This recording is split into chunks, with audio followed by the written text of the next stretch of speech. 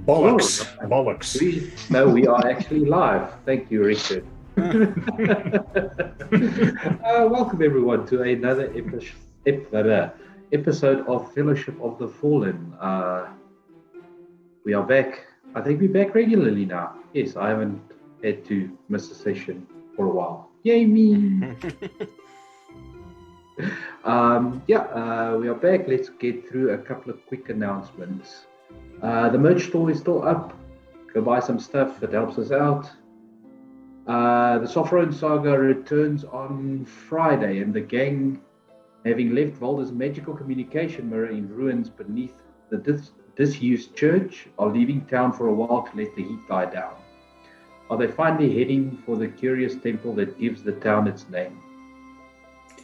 You know what? I think Dave is trying to tell me something here. I'm not sure yet. I'll have to speak to him after this, maybe. He can try all we want. We've decided, because the cards have swords on them, we're going to kill a wyvern. As much as I want to go to the temple, the party as a whole did vote, and we decided. Because Shane is determined to derail. Moving on, the Violent Madness has finished up their business in Fenlo and have to traverse the swampy boglands next. A fallen party member was also avenged. The Churn Gang is back on July 1st. Woot has killed her sister Clarabelle, and the gods are preparing for war. In the meantime, catch up on the Penny Dragon Games YouTube channel where all 25 episodes are. The Cloaks of Minehelm will return on Sunday the 19th of June. Until then, you can catch up on the adventure of the Plucky Cloaks on the Twitch VODs and over on the YouTube channel.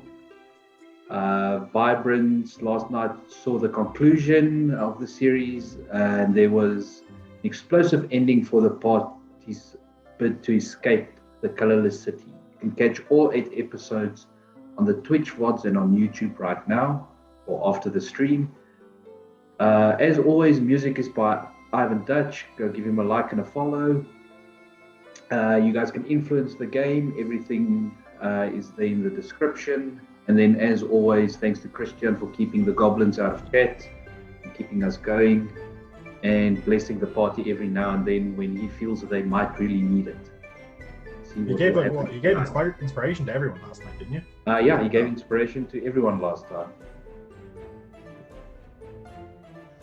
You see, that's what's bad for me. Every time I see my, month anniversary message for my Twitch subscription, it's always in the middle of one of, our streams. We can, I think, so you could just not click it, and then because it'll still pop up the next stream you log into. I think. Yeah, true. Anyway, just do it, and then be like, this character on a different stream. On a different stream, yeah. If you're in chat, just remember. Like Dave, give this to fucking Robert. Let's see. Last time you guys began making your way over to the town of Leulon. You were making your way down the tribal trail to get to Leulon. Got to where it intersects with the high road and the location of what is known as the Wayside Inn. There you found it being besieged by undead. You engaged with them, defeated them after Craig took a couple of hits. Just a couple. Craig finding out that wraiths hit kind of hard when they gang up on him. A couple of specters there as well, a couple of zombies. And that is where we ended it last time, right after the battle.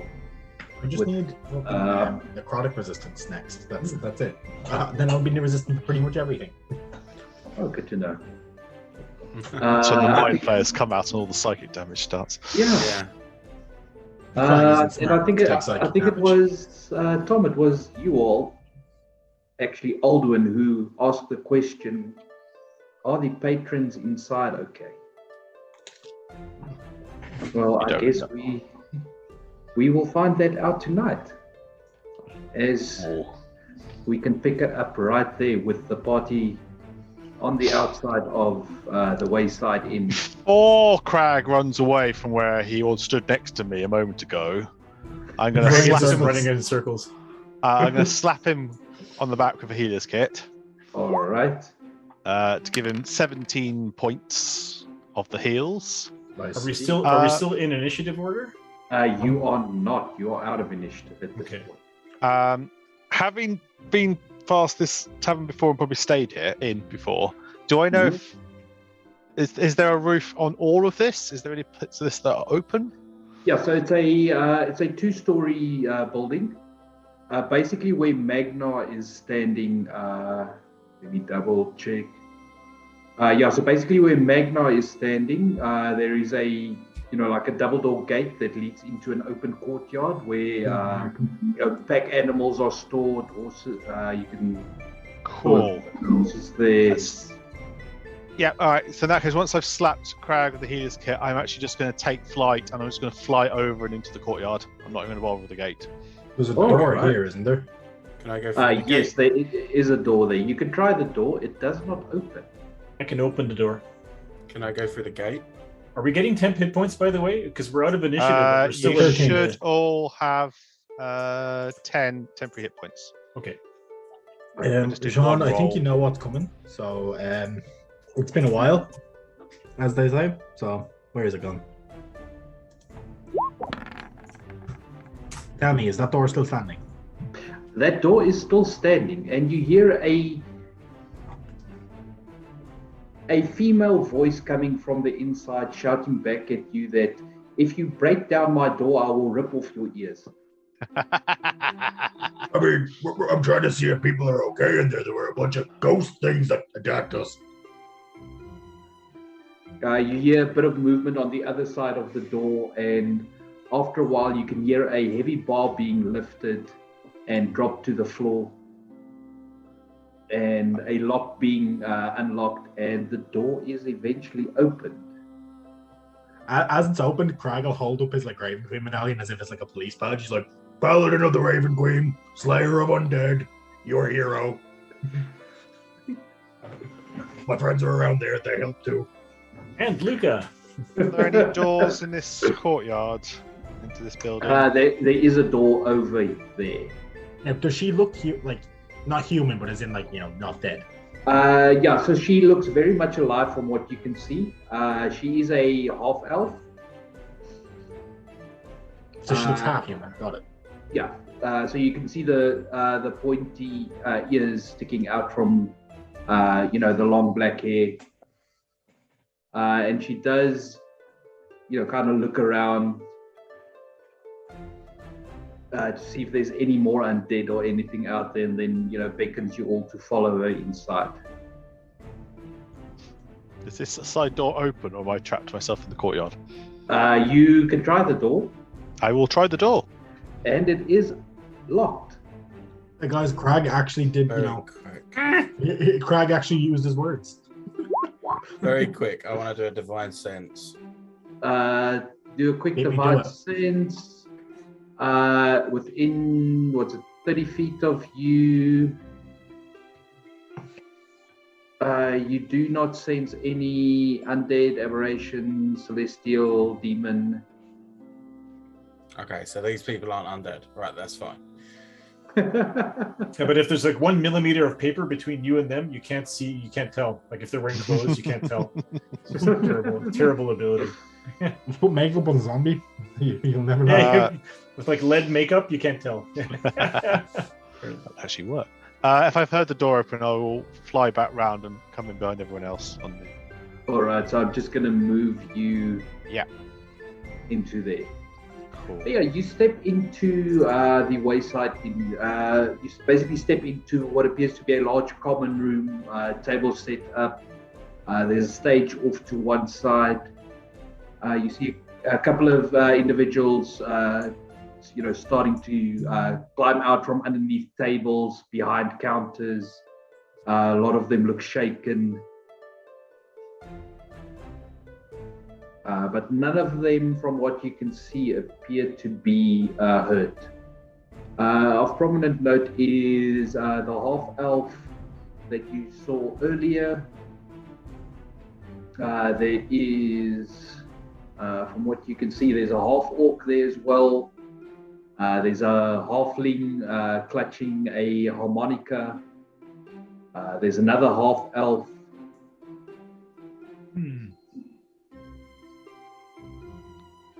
Were I'm none of gonna- you bothered by the specters? Don't forget the wraiths and the zombies. Were they aware?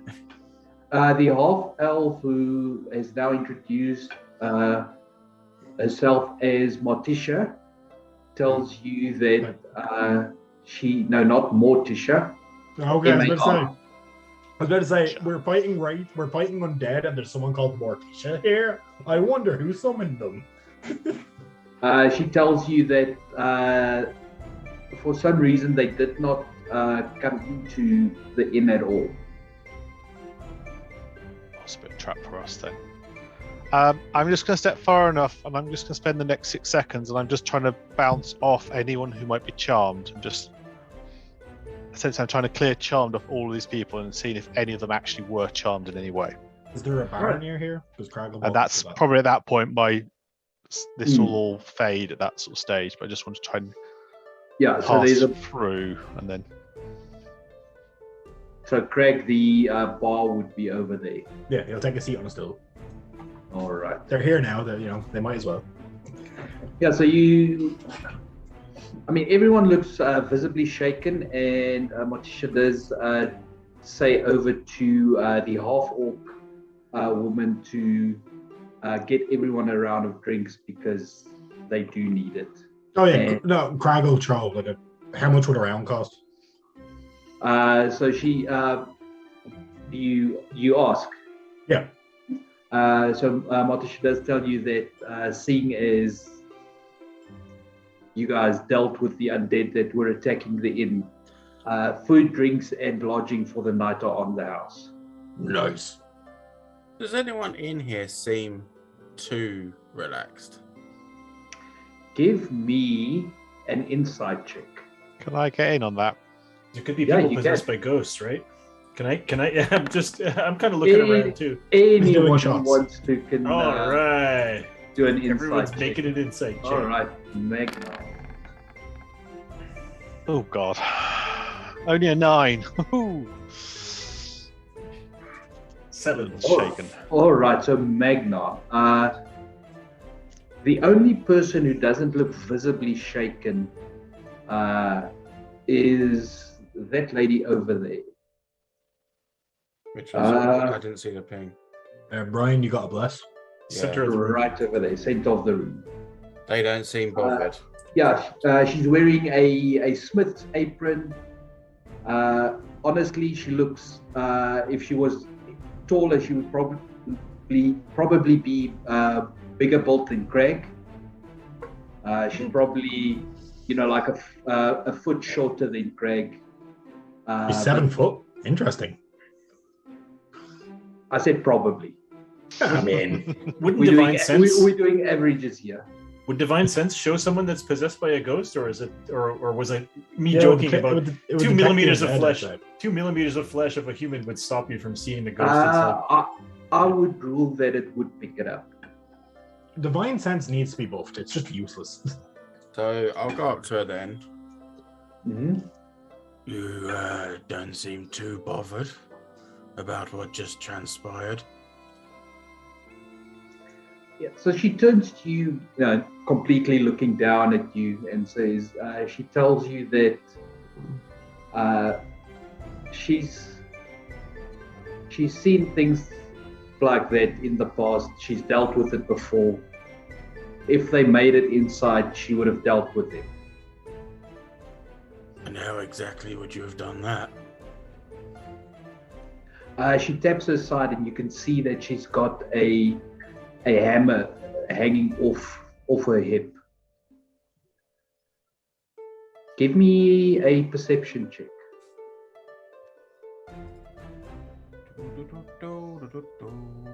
Perception. Not bad. 19. All right, with a 19, you can see that it's inlaid with silver. Alright, okay. So, Where did you see these others? She tells you that it hasn't been recent. It's been in her past before she took up a job as a blacksmith here. Okay. She tells you that she used to sail with Bakes. She used to what? Sorry. Sail with Bakes. Hey. And she points back to the kitchen, which is over here. Okay, fair enough. Pirate adventure. Do we know her name? I'll say hello. My name is Luca. What's your name? She introduces herself as Tiga. Tiga. Yeah, T-E-E-G-A. Wonderful thing about tickets. And Luca, she starts pointing everyone out to you. She tells you that Bakes is probably back in the kitchen getting the food ready. What's this place called again? The Wayside Inn. Wayside Inn. Tiga. Is she a Goliath? No, she's a dwarf. No, she's a human. Okay. She just seems very big for you. She's Scandinavian in like origin or some shit. Yeah, think of that. Let's just do what's it again? Control. Shift Z. Shift Z. That's the one. Oh, by the way, Craig has brought back like a tankard for everyone out in the party to the table that him and Luca are sat at. Oh, that's what she looks like. She says. And she sailed with Bake, who's what, the baker? Bakes. B-A-K-E-S. Who is basically the cook here at the Wayside Inn. She points out to the half-orc, who she introduces as Kura, C-O-O-R-A-G-H.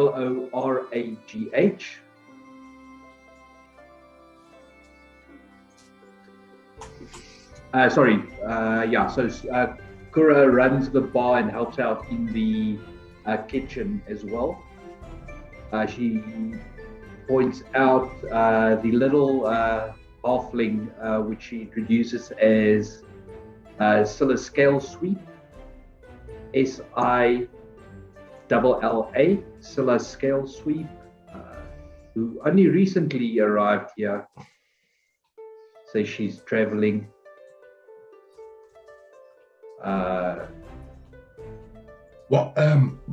Do we see can we see Bake? You haven't seen him yet, no. Okay. So my insight roll of 7, instantly I suspect that this is the other party that Aldwin is cheating on us with. Hey, Alden, you recognize My these eyes people? narrow. My eyes narrow as I look at her, and I look at Aldwin, and I look at her, and I'm going to be watching these two. The problem is, if I've been to this pub a couple of times, I probably recognise a couple You- of these people. So I probably have done this that casual kind of. Yeah, Tom, Yeah, you would know Bakes, you would know Kura, you would know Tiga, and you would know Motisha as well. Because you come in after all of us. You come in after all of us, and as you come in, the whole bar goes, Aldwin! You know, like in Fierce. Everyone raises a tankard like, wow. Aldwin, you're like, it's a dog-eat-dog underwear world, and I'm wearing milk-bone underwear. Anyway, yeah, so it's all right. And lastly, she points back towards the stage off in the corner up there. You can see hiding behind a chair. She tells you that is Tarbin. He's the local bard here. Tarpon? Tarbin. T-A-R-B-I-N. What about the half elf part? The Looks half like elf Daniel with Radcliffe. there. There's two half elves. What was the other one? His name? Yeah, so that one that you just pinged there, that's Scylla. Oh, I Scylla, inspect. isn't it? So Silkle Sweep is the halfling. I inspect the halfling to check out my competition. Scylla Scale Sweep, yeah. Scylla Skull Sweep, yeah. Looking her over,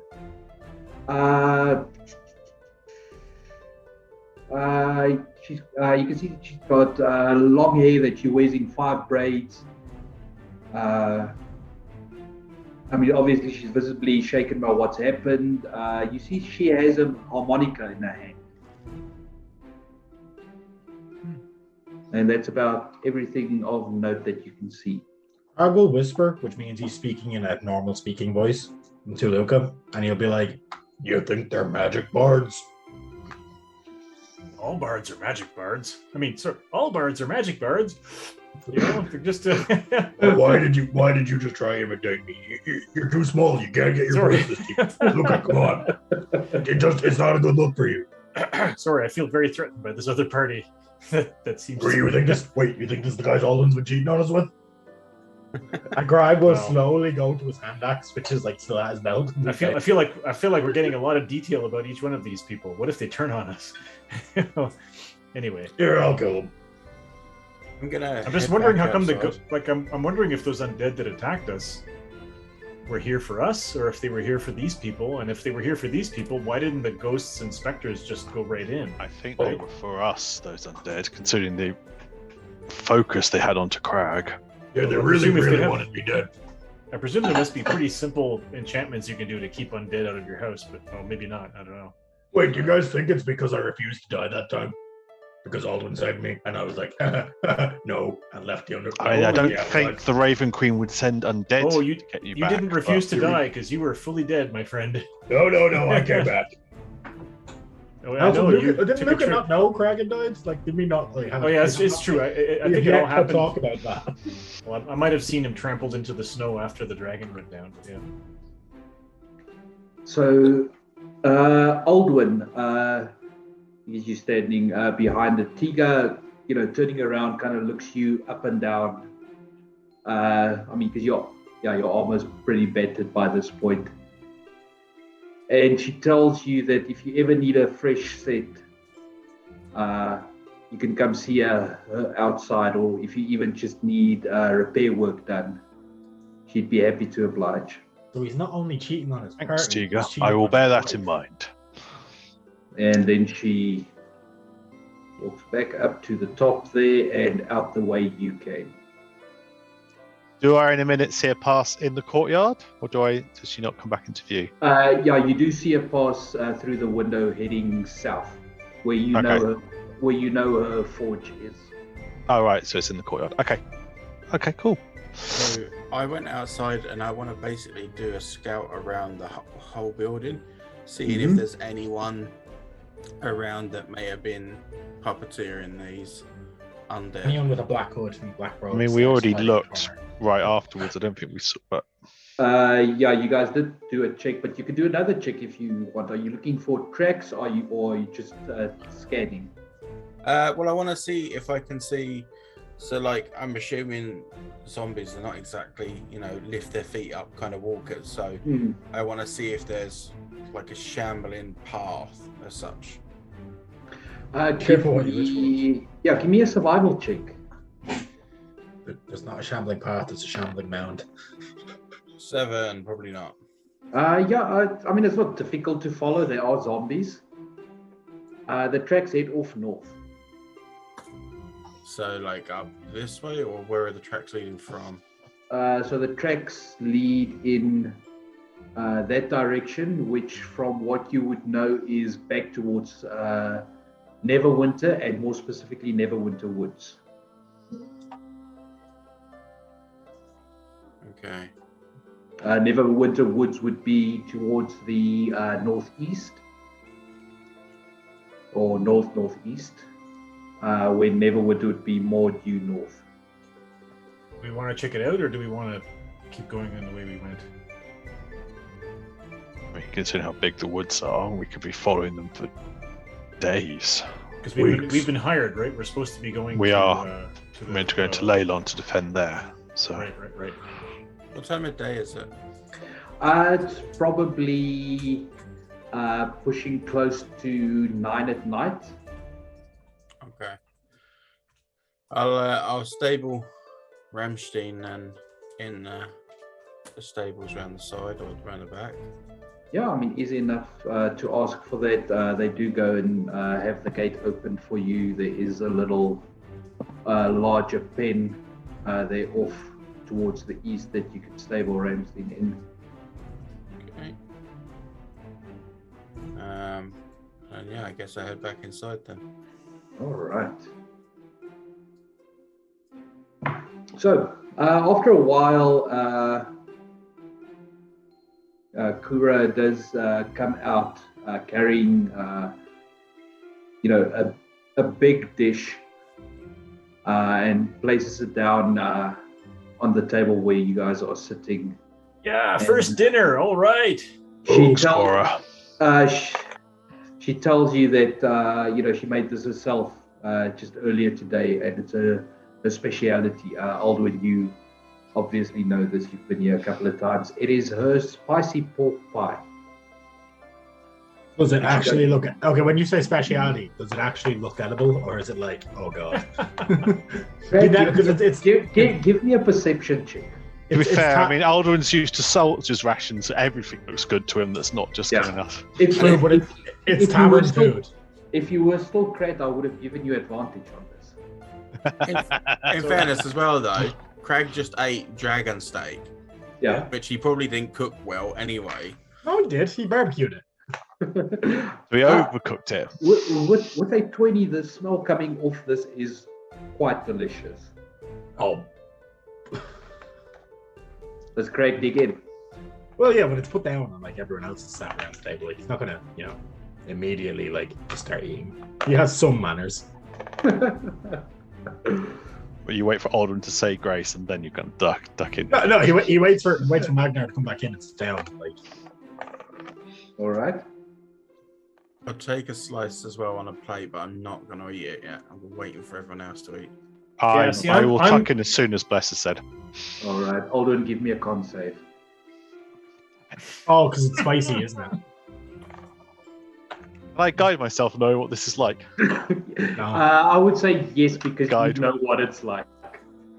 It's very spicy. 18. It doesn't. That doesn't fade you, visibly at least. Inside. I try and hide how hot it's doing me because I want to see what the others make of it. Yeah, because go ahead. Yeah, go ahead, Craig. Oh. Craig, this is the single most spiciest thing you've probably eaten in your life. Craig loves spicy food though. So, like, he's enjoying it. He's like, my mouth's gone numb. There's actually smoke coming out of your. Yeah. As part of his training regiment, outright drinks hot sauce, so it's fine. Good to know. It's never been this spicy, but he's like, it's fine. His nose is running. So Richard is super, super suspicious of this entire situation, but Luca's like, first dinner, let's do it. Nom. So I'm just gonna eat it up. So do I make a Constitution save? Yeah. Anyone who's eating makes a con save. Yeah. 10. Same reaction for you, Luca. It is. Luca is struggling after a couple of bites. It's good. It's good. It's just extremely spicy. You have any rice? Craig is still milk. There is rice in there. You got this. All that. It's all inside. I'm going to give it like 5 minutes because I want to make sure that, one, they don't like die or pass out or something. Aren't you like immune to being poisoned? So? You should. So I should have been the one that tested, but I'm not an idiot. It's disease, not poison. I think he's a. So Kura's made her way over to the bar at this point, but you can see her kind of straining her neck every now and then to see how everyone is getting on with the... I will give her a thumbs up at some point. This is as good as it always is. Craig is trying to wash down spicy food with like whiskey or something, and it's getting worse. It's not working. I call for beer. I call for ale. Ale is really good for making it cooler. I'm like, can I have some ale? Crag, you need this one called Firewater. This will help. Take the Firewater shot. And he does it. I want ale. Pie. Wait, yeah, I mean, since he did the Firewater shot, I have to do another one. Since he ate the Firewater. Go for it. Yeah, I mean, by the time... that's all right. You did all right there. Craig's pride is intact. To be fair, Craig is like, he can probably he can drink probably everyone in this bar under the table back to back. Excuse me, I'm a fucking dwarf, mate. Magnar maybe just because he's a dwarf, but like all the like humans and half elves and halflings and stuff, Crag could probably like. Yeah, you are saying this in a bar where there is predominantly a half orc and a dwarf. Oh, never mind. There's a dwarf as well. I didn't know. Dwarfs get advantage on drinking. Anyway, by the time you guys have finished your meals, more is brought out afterwards. Not necessarily the pie, but more food, more drinks. Everyone has settled down. Scylla has gone to sit down off to the side. Lucas is running in circles. Because his mouth's on fire. Yeah, I do like Billy. I do like a Billie Eilish on Hot Ones, and I'm like, I'm gonna do a lap. And I'm running on the walls. Craig starts asking Luca questions about their history and like, explain this magical picture. What? I can't explain this magical picture. Well, yeah, explain that ground. It's always a picture of them at a basketball game. Yeah. Some shit. Yeah. I cast hold person to stop Luca running around. Just catches fire. Yeah, I mean, as the shenanigans begin going off, the mood begins to change in the inn. Scylla actually starts playing her harmonica, but Tobin starts humming along. Rag will ask Kura for, like, if possible, if he can get some of the spice mix for reasons. That'll be very funny. Give me a persuasion check. Can I have advantage because I saved them? Can I get advantage because I helped save them? No, you cannot. You just got free food. This is her secret recipe. No, he doesn't want to have like the secret recipe. He wants just like a bit like a... Yes, it's part of her secret recipe. She's not just going to give it up. Where's persuasion on this thing? Under perception. It's a 17. With the 17, you can see her mullet over in her head, and she says, just wait here. And she goes back and she brings you... Jeez, Carrick, are you old enough to know what a snuff tin is? Yeah. All right, cool. Like that much. Nice. I'll say, wait. We can't just accept this for free. I will give her. Crag was about to like give her like $2 for it. No, I have spices from Thunder Circle that I've been carrying for Thunder Tree. That was from the Thunder Circle. That adventure, when we fought the lightning boar. Oh yes, there were spices. So I'll say here, I would like to exchange those for this. I don't know what they are, but you might want to add them. Anyway, that's a very hot food. She kind of just looks down at you and laughs at that, and opens up the spices, gives them a smell and a taste. Crag is 100% putting this spice powder in a healing potion and giving it to Ilian. All of it. Just to see spicy potions. Yeah, so I mean, the night is basically yours at this point. And Crag will do what he usually does: find the biggest person in the bar and arm wrestle them. That would be Kiga. Yeah, he'll challenge her. She's currently in. If she came back, he's not going to go fine. Right. So next biggest person in the bar would be Gura, probably. Gura, the half orc. Maybe not then. Well, you want to arm wrestle a half orc? No, he lost to a half orc last time. He's wary. Oh, Jesus. At some point when I get in a rounding, can I just ask Cora if she's seen anything in the last few days that would make her suspicious of anyone? Give me an insight check. There's some dead folks outside earlier. They just got up and started attacking you. We don't really know.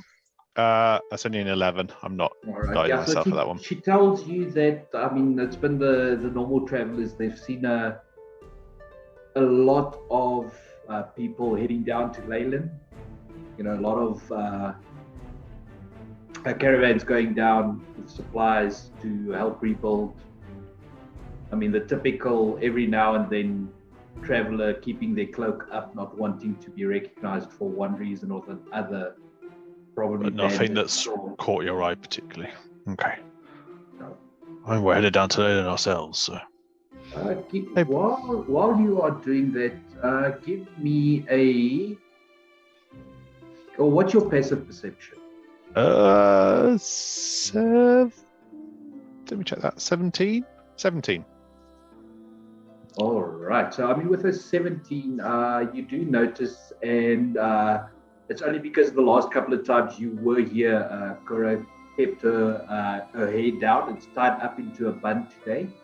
You do notice below each ear, there's a tiny tattoo of a curved dagger. Do I have any idea what that would be attached to?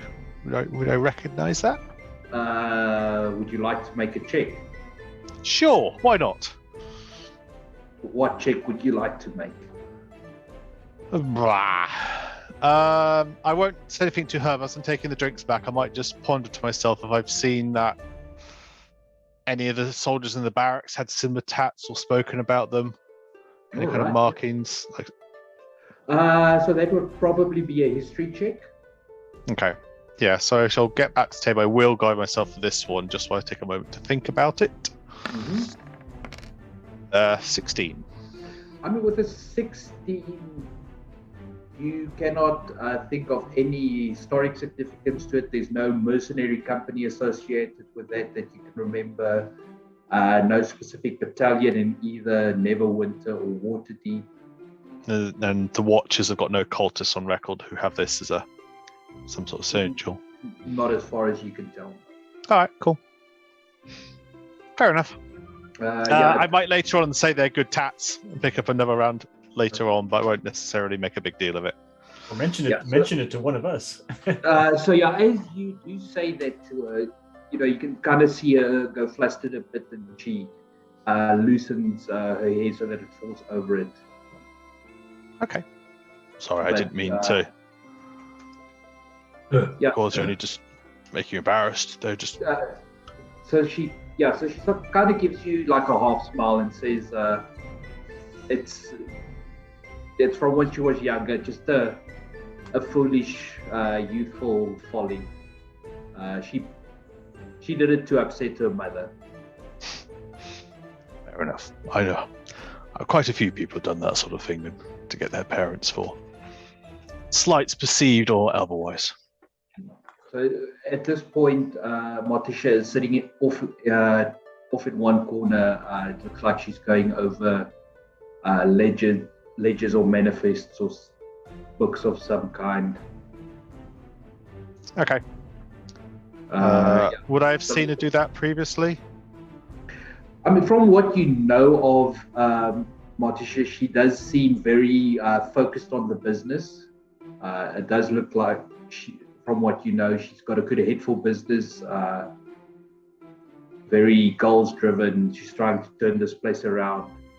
Okay. But it's general knowledge that the Wayside Inn has had many owners over the last couple of decades, and all of them either running away at the first sign of danger or being driven out by bandits or monsters, or one thing or the other over that time, just because of the location of the inn itself. Okay, but so is Morticia doing that doesn't surprise me. That's no, it's in character for what I know of her. Yeah. All right, cool. Grand. Yeah, that's me for this bit then. I'll just head back to the table. All right. As he gets back to the table, Crag hands him a shot. What have you put in this? He'll show out the tin of spices. He'll pull out the tin of spices and show that still full. No, not this. I'm saving this for Ilian. He deserves to experience it. That'd be interesting to see how he acts, actually. I'm I'm now looking at the healing potion going, what does that do to him, actually? Greg just goes into Ilian's face with the spice powder when he's asleep. Like a wizard. Imagine you take a healing potion, you get fire breath from a dragon's breath for the next 5 minutes. It's more the fact you can't do any of your verbal components. Yeah. Your tongue's swollen up. And then 2 hours later, you get Thunderwave at the other end, So. Yeah. That's fun to step, is it? Pew! But yeah, is there anything anyone else is doing? Before the night goes on too much, I want to head outside and I want to see if I can find like a smoothish stone about the size of a fist. Where are you going looking? Are you going in the outside? Are you going in the courtyard? I'll go out the front door and I'll kind of head along, the northern side of the Look through the gravel. yeah, by the gravel, by the road kind of thing, just to see if I can find a stone. All right. Yeah. So I mean, you just James sniffs. Just give me an investigation check. Just don't roll a 1. I'm gonna roll a 1. 10. Yeah, 10 is enough. You do find a fist-sized smooth stone. Now that you're not inside the inn anymore, and the music's a bit muffled, you can hear the sounds of a hammer hitting something on an anvil coming from on the far side of the courtyard. In that case, can I head round there? Yeah, you're welcome to. So no problem. And making it, as you would approach, the door is standing open at this point. You can feel the heat of the forge, which for you is not that unwelcome. But you would know. He's a dwarf. He's around forges. Well, no, us dwarves are just used to being warm. But you would know not to get too close to it. Yeah. You can see Tiga working away on something. She's got her back to you. Just don't throw that rock in it. Don't throw a rock in a forge. Bad things happen. I'm not an idiot. You can see her working away on something, sweat dripping off her face. I'm gonna clear my throat loud enough so that she knows I'm there, but she doesn't get startled. So good evening.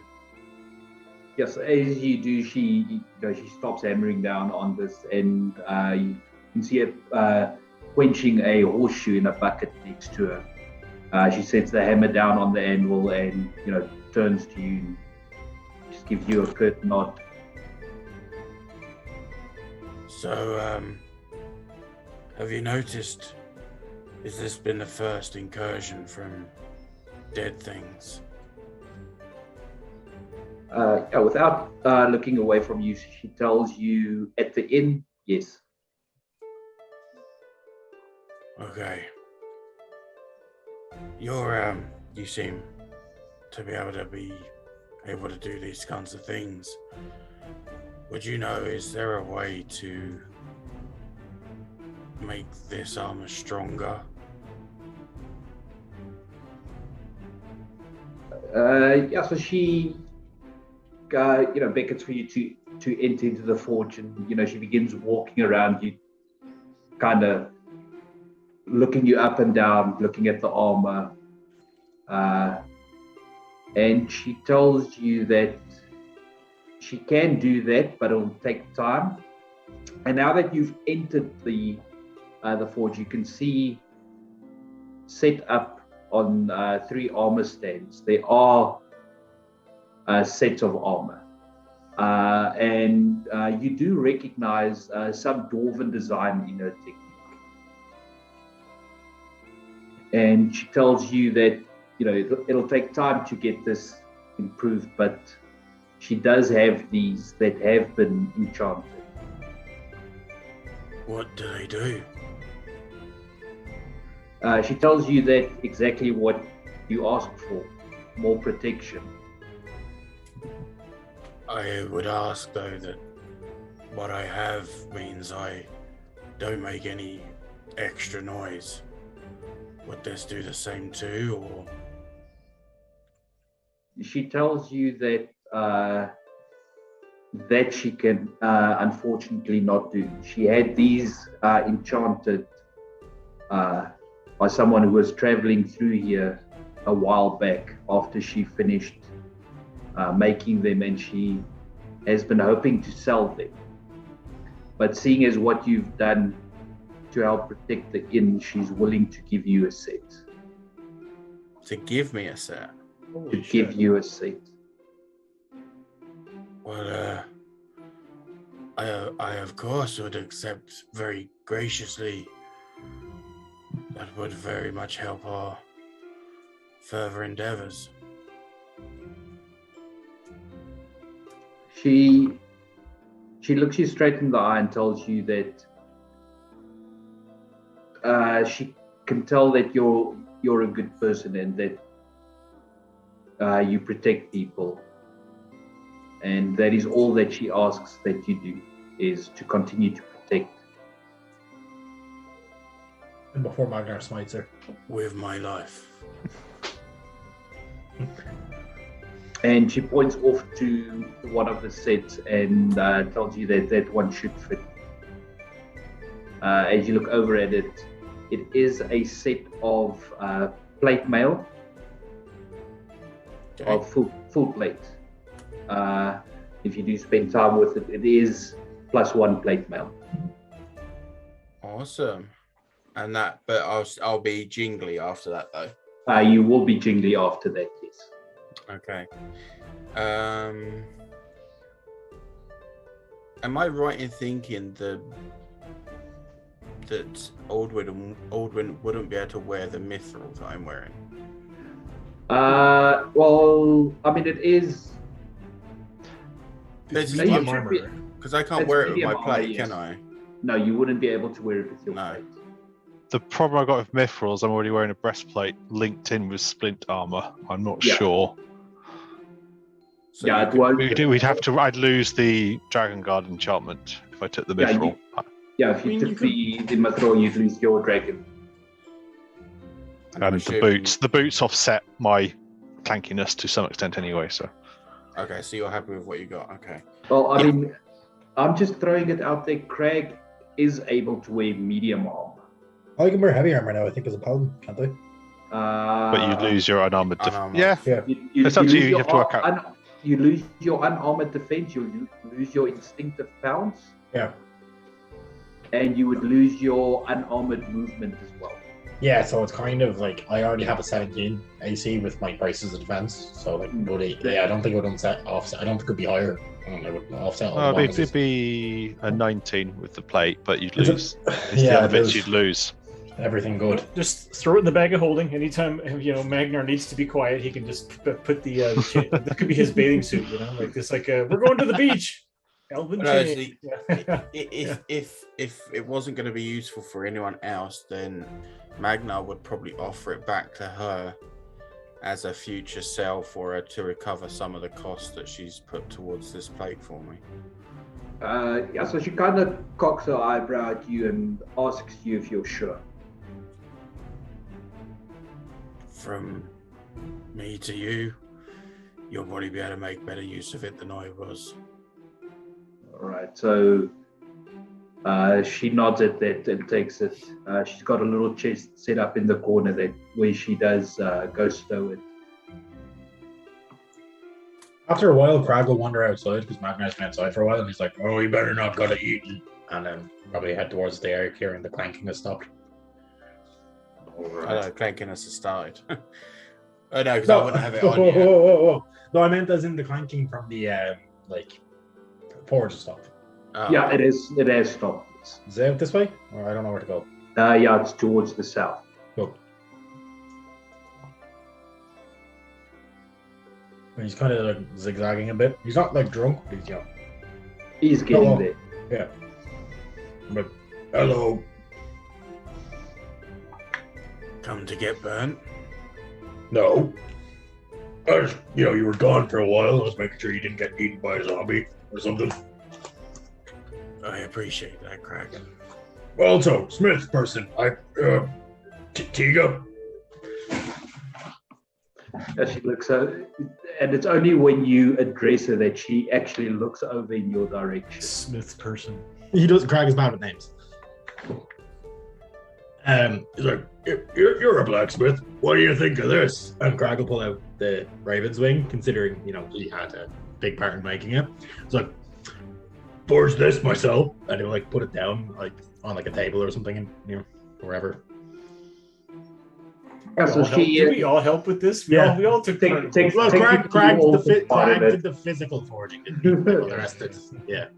Tiga looks at the blade, looks back at you, kind of gives the blade a scan over, and tells you that looks like it was made for ceremonial purposes. Oh, yeah. A big fake sword. Oh shit! Okay, then Crag will. Suddenly there's heat in the butt. Whoa. Crag will pick it up. The And fucking bellows just got lit. Are there any swords in the forge that have been made? Oh, there's a couple there. It looks like mostly recently she's only been forging things like horseshoes and buckles and things like that. But there are a couple of pieces in there. Crag will look at them and he'll be like, All right.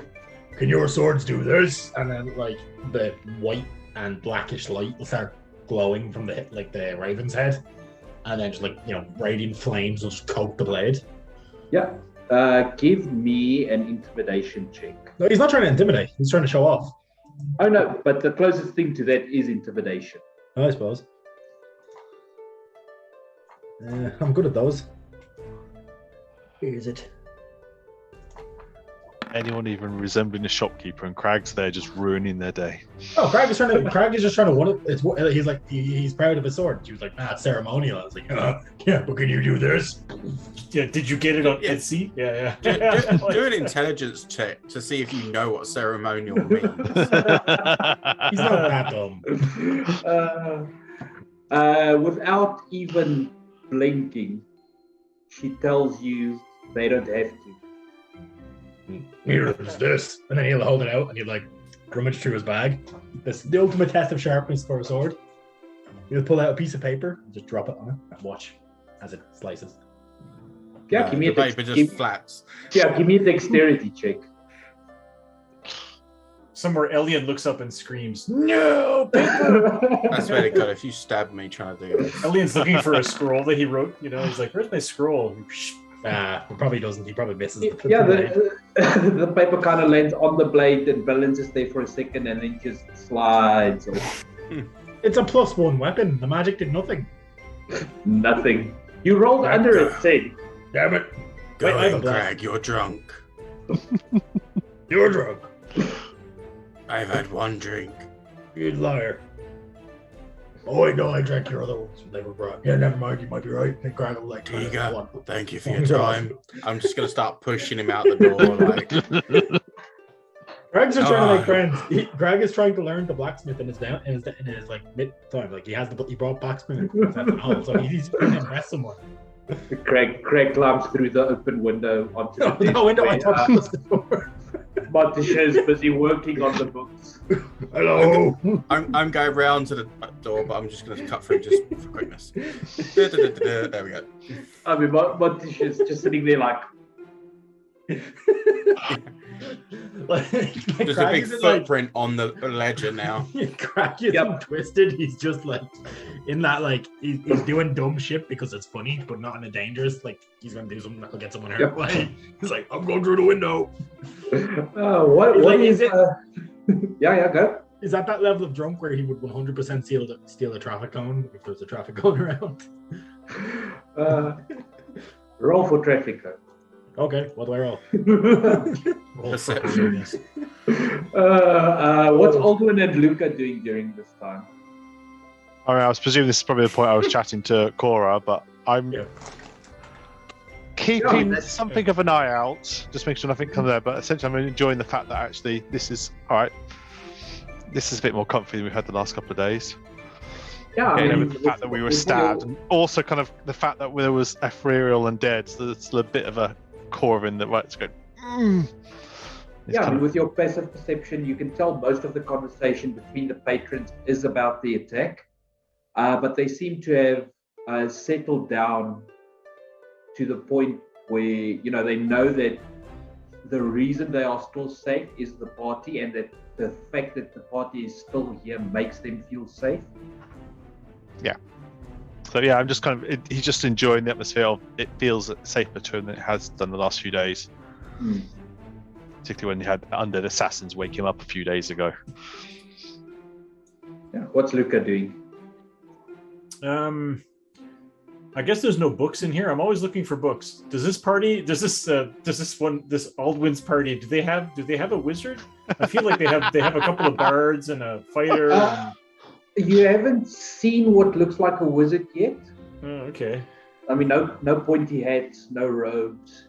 Yeah, no book holsters. Nothing No like book that. holsters or anything. He's he stays in the base. He doesn't come out very often. It's a different. And he's like the roommate you never see, but he steals your food out of your fridge. But there are His no name's books in this Illian as room. well. Actually, anyway. Yeah. Maybe There's- Is this have we came back in yet, or is this before? There's no bookshelf in here or anything, or I mean, behind the bar counter, you can see there's a bookshelf, but it all looks like, ledgers and things like that. okay. Well, I'll mention to the lady who just what did you say to her? Why did she let her hair down after you talked to her? Are you becoming friends or something? Or I complimented the tattoo she had on her neck, and she got coy. I've never seen Cora get coy. So, oh, you know her well? we've all stopped in this tavern at least once, and I've probably travelled a couple more times. Okay. Unlike Crag, I actually remember names sometimes. Okay. In come Crag through the window. Yeah. What? Yeah, basically. Yeah, so I mean, I'm about to get insight check today. Is this what's going on? Is Luke about to go? I mean, Luke wants to make an inside check. He said, "Welcome." Sure, I'll do an insight. 15. Yeah. So I mean, with the 15, seems to be telling the truth. As far as you're aware, I am telling the truth. That's as middle of the road as you can find. I think when we spend the night, we should maybe be careful. Yeah. So of Cora? Why? Like I don't know about the amazing gift of magical armor in the other room, which is probably could be a hoax. But I'm like, yeah, we keep getting attacked by people. Or I have to say, we should just be careful. I was going to create the hut, if I'm honest, when we slept tonight. So yeah, Watisha does offer you each a room. Again, on the house, but nice. If you want to do that, I was kind of thinking if we could get like 2 of the rooms together, I could maybe, if I buy the wall, I might be able to capture both those rooms in the tiny hut. Against the wall. All right. The hut will just go like through the wall and be in 2 rooms. To be fair, does the hut go through the wall, or would it be blocked by? I think it does go through solid surfaces. I think it does. It does go through. I can double check. Can you scale it down, or make it like a narrow hut, or? Lemon's tiny hut. No, but I mean, it's that thing of if we can go across 2. I think it does go through it. It can go 2 rooms, and then you have that option of something to duck back into. And we just need 2 rooms. It's not a dome; it's a sphere, so it'll also come downstairs, which could probably cause issues. I thought it's a dome. It just has a floor. It's a dome. It has a floor. Oh. Yeah. So it doesn't specifically say that it's blocked by anything. So I would say yes. You can do that. It's going to clip through the walls. That's great. Yeah, basically. It just cuts the one of the people in the other room in half because they weren't authorized to enter. That's why, as long as you're stood next to you when I cast it, you can then go through and you can send a couple people to the next door room. So it's only me who can't leave it. So yeah, I mean, you're welcome to do that if you like. So I like the idea of sleeping in a bed, but I'm just a bit wary about sleeping in a bed right at the minute without some extra protection. Yeah, so this inn is in the middle of nowhere, right? Like it's just there's no town attached to this or anything like that? No, there's no town attached to it. It's basically where the high road or the tribal trail meets the high road. Literally in that T-junction is right here at the bottom.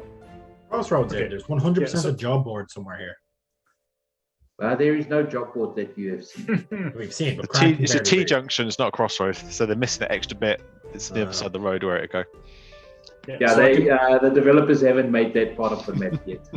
Yeah, so I can strike up a conversation with the halfling bard. I can be like, say, do you folks have any books or anything like that? We're starting up a school in Phandalin.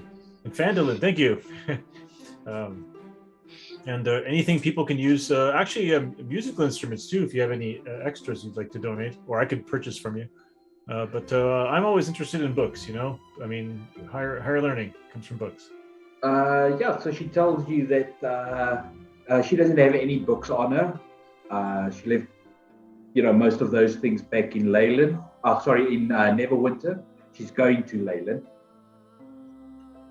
Are you going to Leulon? You're also going to Leulon? Coincidence. Yeah, she tells you that she's hoping to find work as a fisher there. So, a fisher, yeah. Yeah. She is hoping to be employed by Volby Estepar. Okay, I ask. I like that. So she was playing music. Was she good? Yeah, I mean she was decent. Okay, well, next time you pass through Phandalin, come and see us at Fellowship Manor. We could always use a music teacher, for a week or a 2-week spell or whatever. I feel like education should be all encompassing, and music is part of it. That as well, we could, you could join us on the road. We're heading to Leulon too. Yes, and we're heading for Leulon in the morning. If you want some muscle. I mean, you go near the, what's it called? The swamp thingy with the dead people.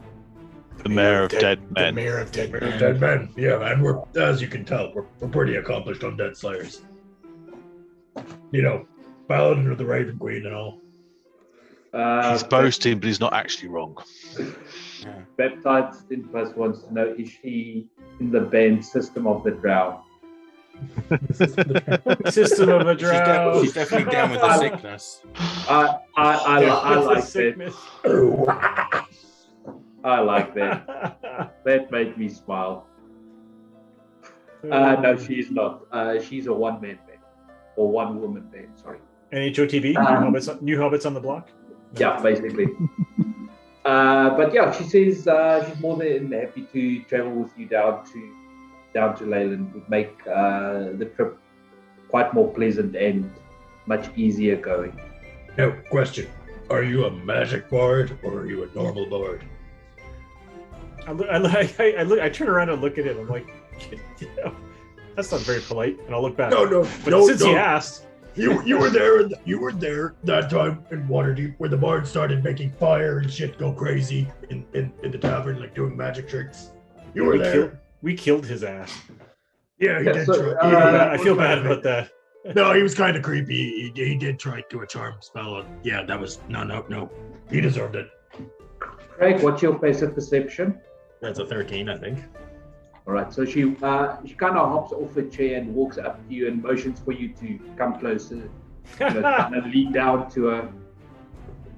My spider sense is tingling. I back away. I get away from it. Or I cast like crouch in order to lean down. Yeah.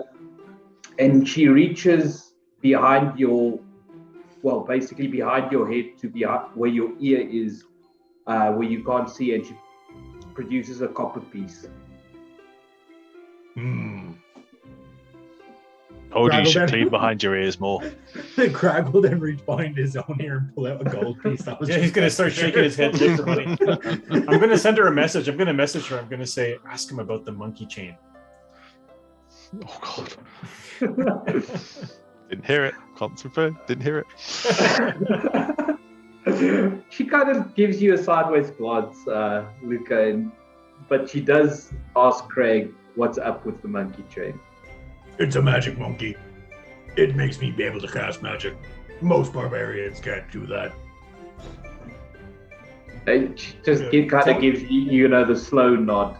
Tell him his sword looks really nice for a ceremonial sword. Like, I don't know about the sword. Tell him his sword looks really nice. Very proud of it.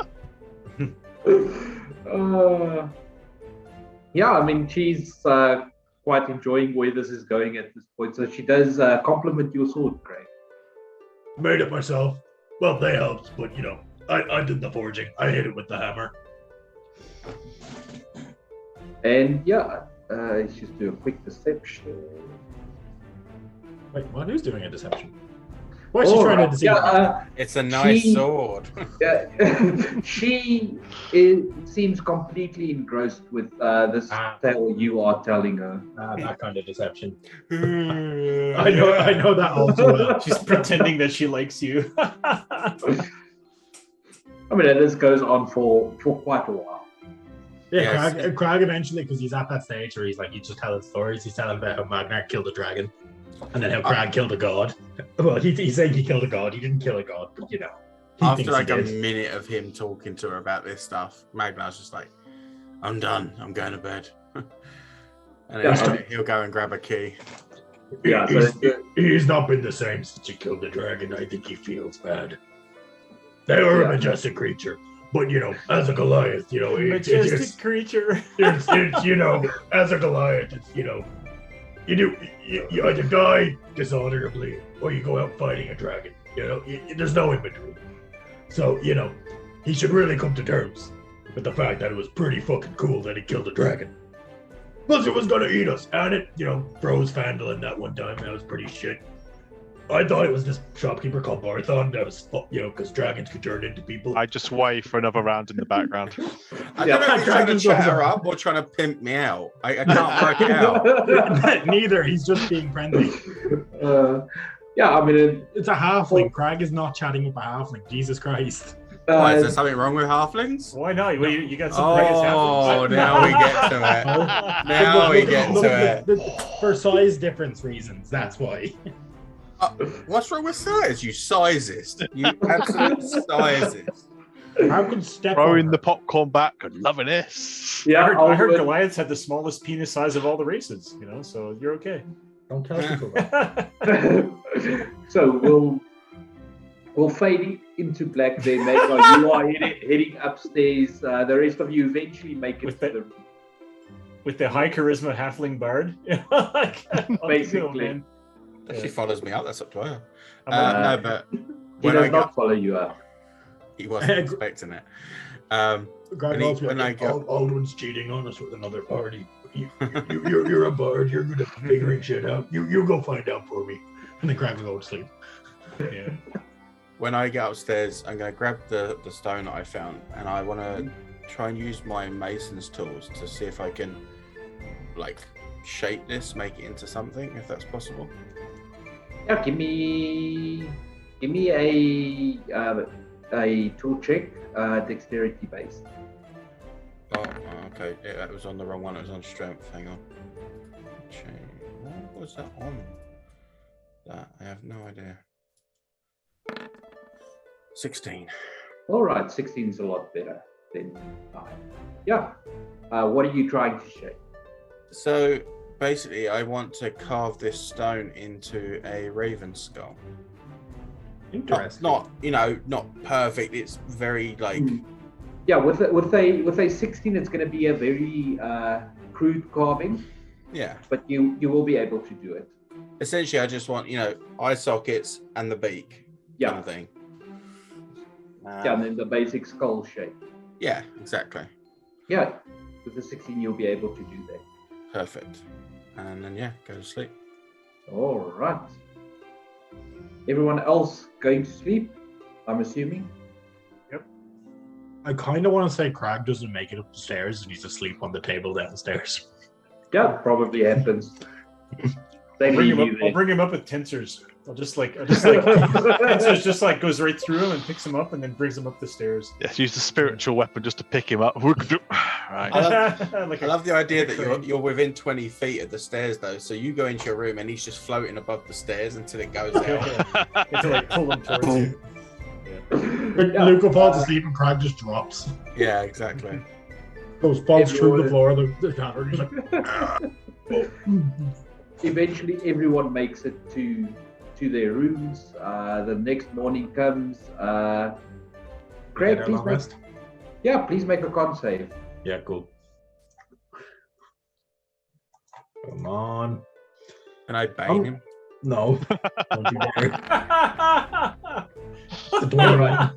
21, you are fine. Yeah, Greg isn't even hungover. He's like, hey. He's the first awake, actually. He's downstairs trying to get the breakfast ready. 10 hit points are gone now, right? 10 hit 10 points hit are gone, yes. gone. You guys make it back downstairs. Breakfast is already being prepared. Smells like bacon and eggs. First breakfast. Here we go. There's some breakfast beers there. I'll drop a gold coin on the counter for 2 more breakfasts that I can bring with me. Yeah, you can add another 2 rations.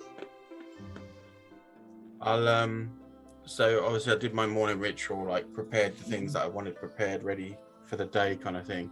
When I get downstairs, I want to, as quiet as I can, just cast a little spell with the people around and stuff. Are you trying to do it sneakily? As much as I can, yeah. All right, give me sleight of hand. Fair, you could have done that upstairs and then came downstairs.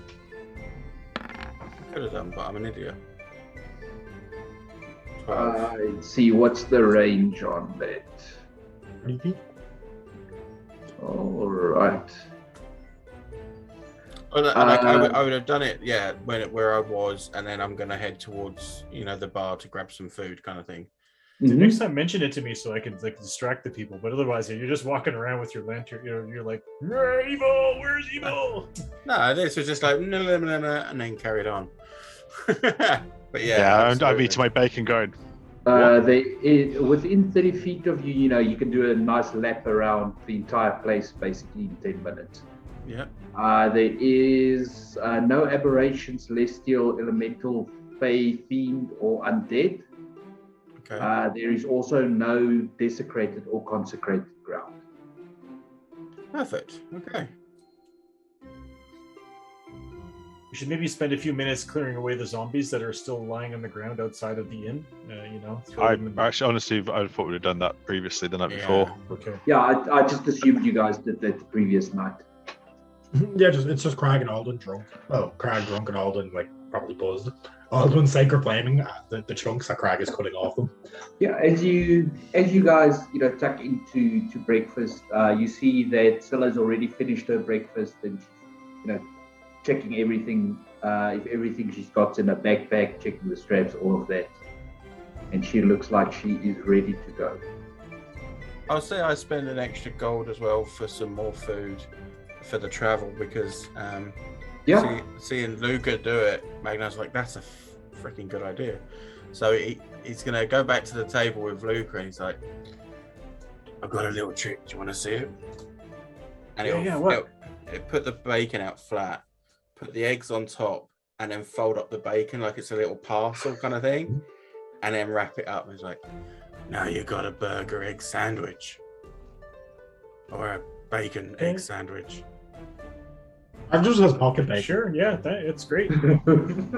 Agnar's not exactly the most culinary expertise. Like, this is decadence to him. Yeah. Alden's just shoving the bacon into his pocket. Yeah, you're telling a halfling how to make a bacon sandwich. Yeah. Bacon and egg sandwich. Yeah. But just Crag and Alden are just there checking their boxes. You got room crispy bacon, fresh tomatoes. I open the bag of holding. I push the soup aside, and I just put the bacon in there. Close it back up again. Yeah. Okay. Puts a few bacon strips into the cup. That's to be forgotten about for another 20 sessions. It's like 200 liters of gazpacho in this bag of holding. Yeah. The DM will remember that. Yeah. All right. I think we have another dragon steak in there as well. So Sweep, the halfling girl, she's heading towards the same place we're going. Nobody else? Yeah. She's the only one that has told you that she's traveling to Leulon. All right. But yeah, you guys can set off. It's probably about another day and a half worth of travel to get to Leulon. Yep, grab Ramstein, load him up. Let's go. All right. As you guys then set off for Leulon, I think that's where we'll take our midstream break, and then we'll be back in 5 or so minutes to continue with your adventures in Leulon.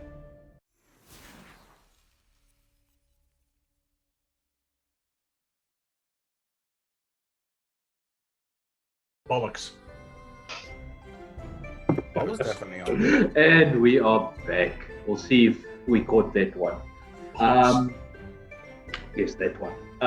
Yeah, you guys are basically setting off from the Wayside Inn down to Leulon. Like I said, it's about a day and a half's travel. As you make your way down the road, Scylla comes up to you and kind of asks you if you mind if she rides Ramsey most of the way there. Oh, Magnar. He doesn't mind walking.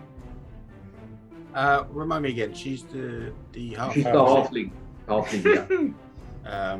I was just checking it wasn't the giant fucking orc. That was all. It's like Magnar. Magnar's a top, not a bottom. No, it's not that. It's just Ramsey's only got a certain carry weight. I'm going to cast Enhance ability on Magnar. Charisma. I can do that to myself. Emissary of peace. Absolutely, yeah, of course. Yeah, I get off and start walking. I'm sulking. You can both sit out there. You'd both be able to stay there, surely. Yeah, she kind of scampers up the side. Luca doesn't like other halflings. Has that not been established? I have to walk fast. I'll even stand next to him, kind of thing. Put my shield like that, so she can hop off my knee on the shield on the back of her. Yeah, she scampers up and you kind of sits cross-legged on top of Ramsey and starts playing her harmonica as you guys walk down the road. It's just the jail blues thing. Yeah, kind of more of a blues tune than anything else. Yeah. With his mods, yeah, he'd like that. He'd like the tune. Ramstein's kind of like knocking about as well. Yeah, so you guys travel for about a day and a half until you come to where Leulon is. If I can find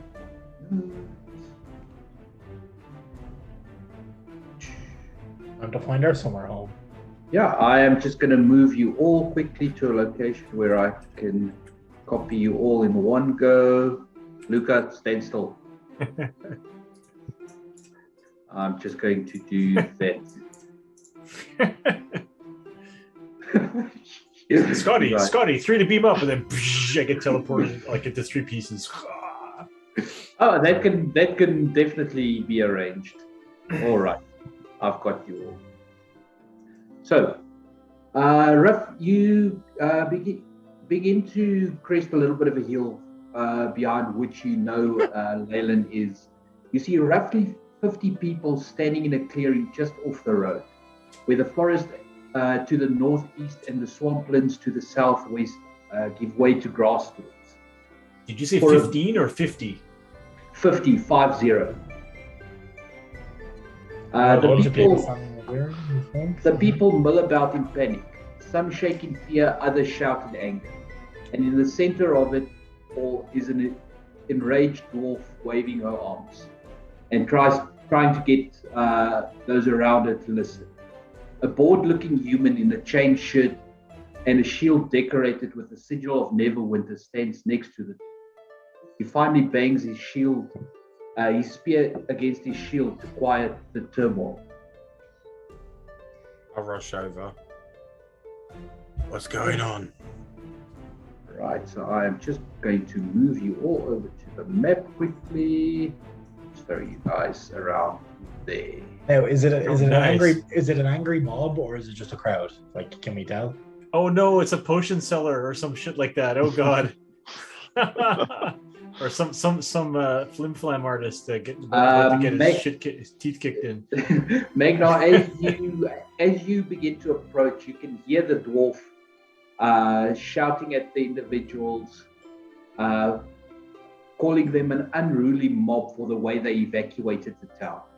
She seems to call out a couple of them by name. I'll head right in until I'm kind of next to him. Oh, maybe they're from the town. Okay. What's going on? The crowd. What's happening? What's going on? Everyone calm down. Right. Magnar, just give me a persuasion roll.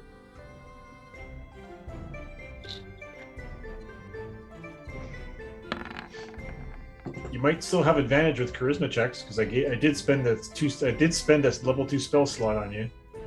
So if it's within the amount of time that the charisma. Seeing as Magna rolled an 8, sure, why not?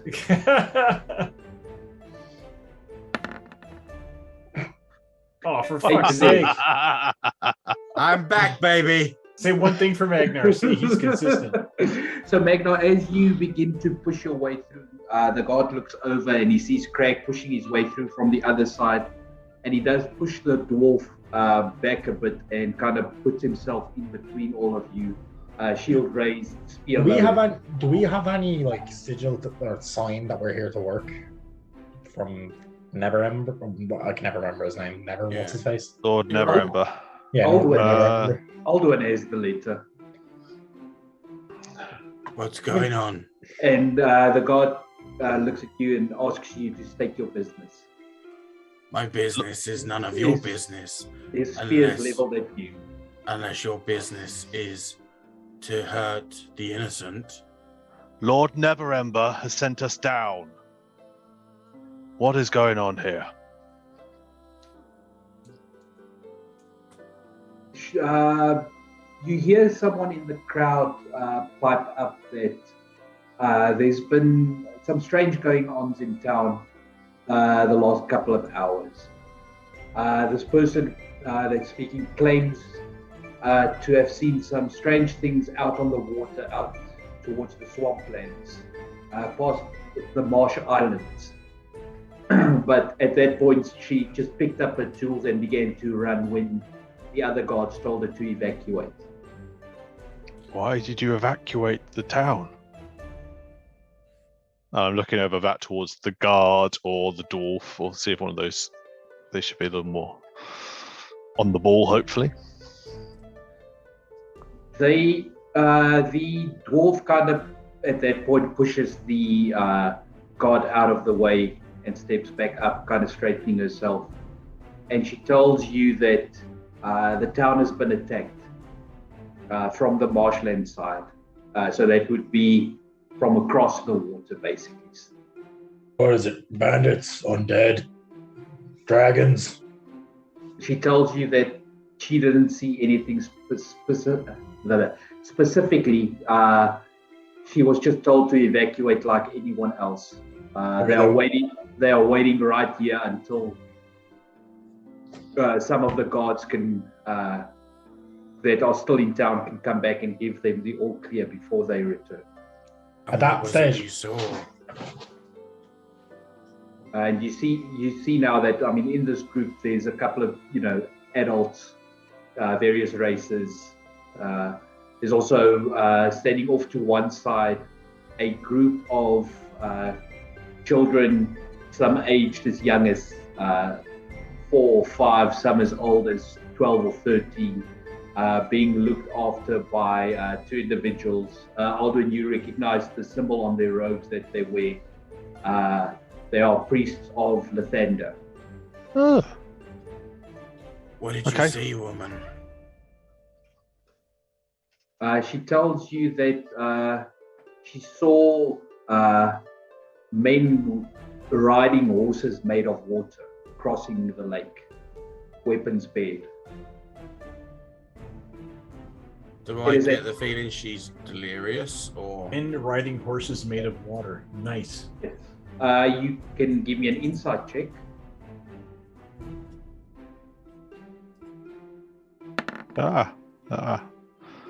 13. Insight. With a 13, as far as you can tell, she's telling the truth. She believes 23.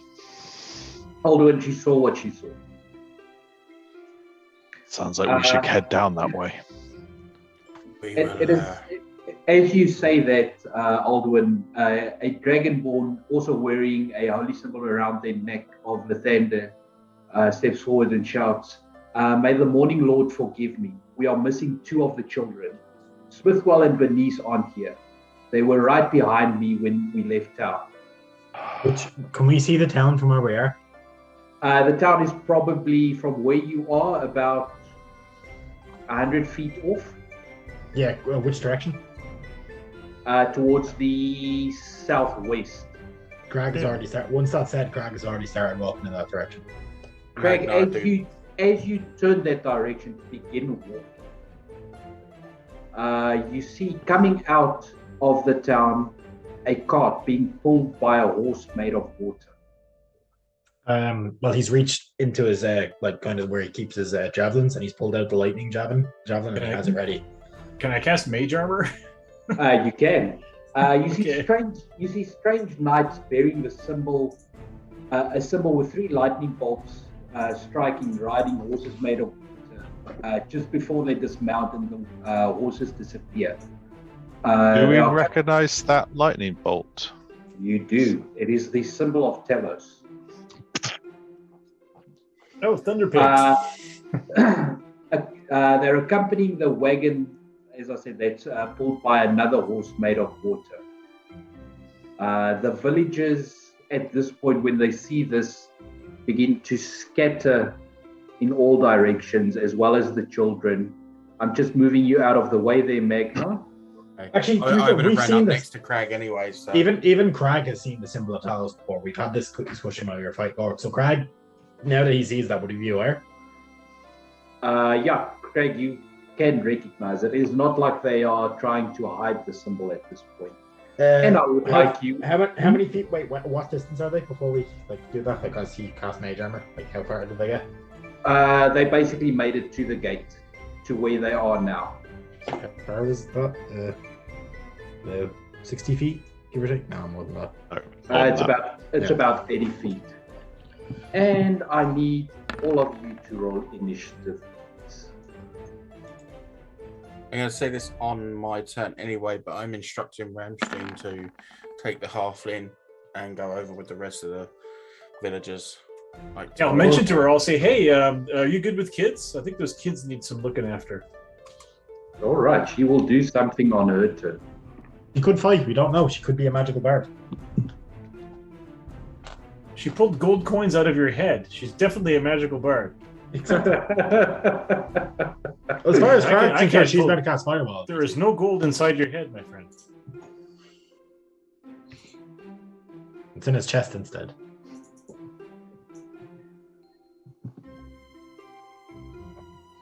All right, let's just change the music. Boom, boom, boom, boom, boom, ba-da. Dun, dun, dun, dun,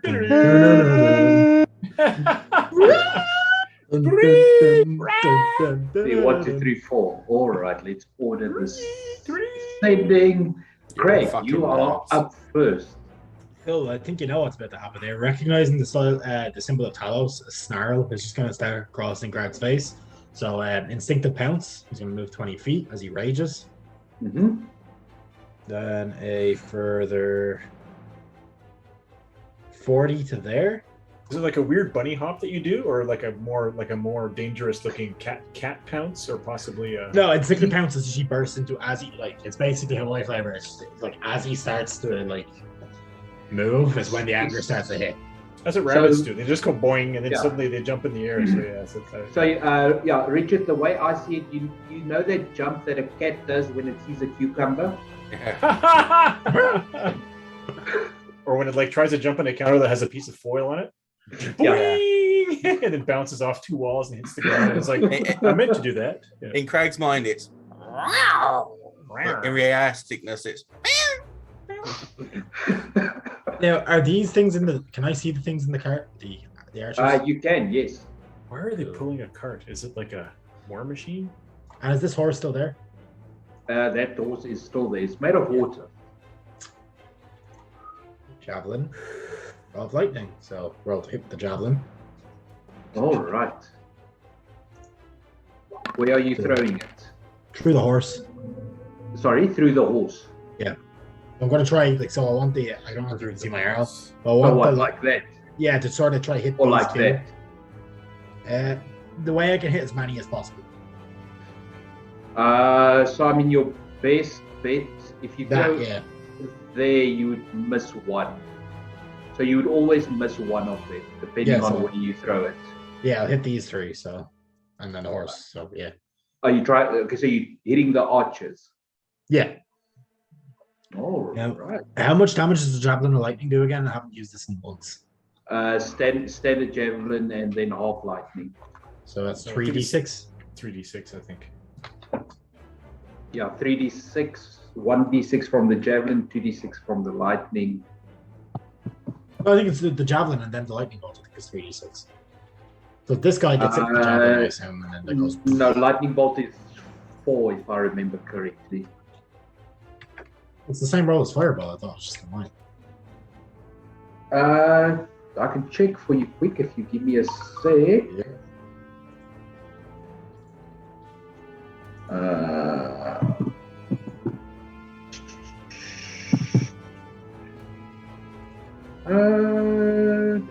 Chain lightning, no. Lightning bolt does 86, so it does 46 damage. Yeah, it was something like that. All right, and the DC on a javelin of 13, I think, from what I remember. that should be around 14. All right, so the horse is unaffected. Yeah. By both the javelin and the lightning. The archers are going to make their dex saves. Roll that advantage. So that's a 23 and a 21. I'll take off. And a 2 19s. They all take off. Unaffected, so they each will take 7 points of lightning damage. Yeah, chips away at them. I knew it wasn't going to do much. Their follow was a Talos, but I was trying to hit as many of them as I can, but one was I can't get into range. And then a second javelin at this guy here, so.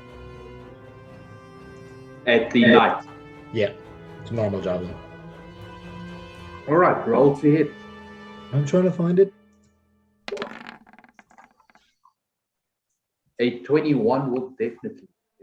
9 damage. I don't think I get rage damage on thrown weapons. You do not know. All right, so he's going to take some damage. Cool. And that is your turn. So what's going to happen now is this knight over here. Which one? Is going to go 30 feet. Okay. This one is going to run past you.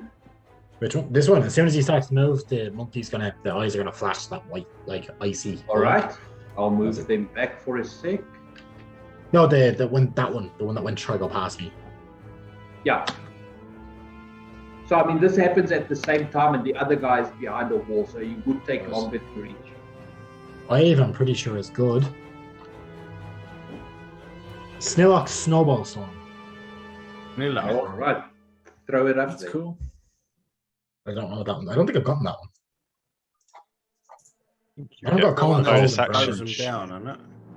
I think so. You get like snowballs you can throw at people. As a A flurry of magic snowballs erupt from a 5 point foot you see radius. within range. Each creature in a 5-foot radius sphere centered on the point, so it'll only affect him.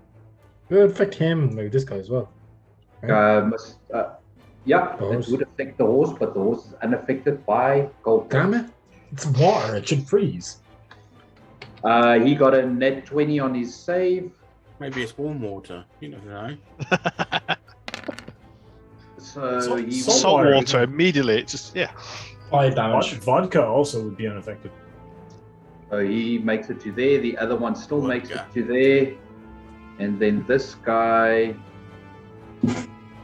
is going to go. I'm about to take a beating. So are these guys humans? They are humans, yes. He's going to have. You know what? He's going to rush past. Not within range. That would be stupid. One of these days I'll get Sentinel. He's going to make it to there. So the two closest to you are going to stab at you. They haven't put down their. Yeah, you know what? They're going to drop their lances and take out their short swords. So the first one in front of you is going to hit you with the short sword. How much? 23 to hit. Hits. You take 4 points piercing. Down to 2. down to 2, and then you take an additional 7 down to 3 from the sneak attack. And is there any lightning damage in that? Because they're Talos supporters, because that's also half. Nope. The next one hits you with a 21. You take 6 points piercing. The second guy's attack. That's a crit. That is 16 plus. Sorry, 15 plus an additional 17. That's half, though, isn't it? It's 32. So 16. You take 16 from that attack. And that is the Dark Knight's turn. Magnar, what are you doing? Does it look like this cart is like running out, or is it stopped? It looks like it's come to a stop. So it's okay. So it's stopped. That changes what I'm going to do then. Okay. So 1, 2, 3, 4, 5, 6. This one's come out, so I don't know what to do now.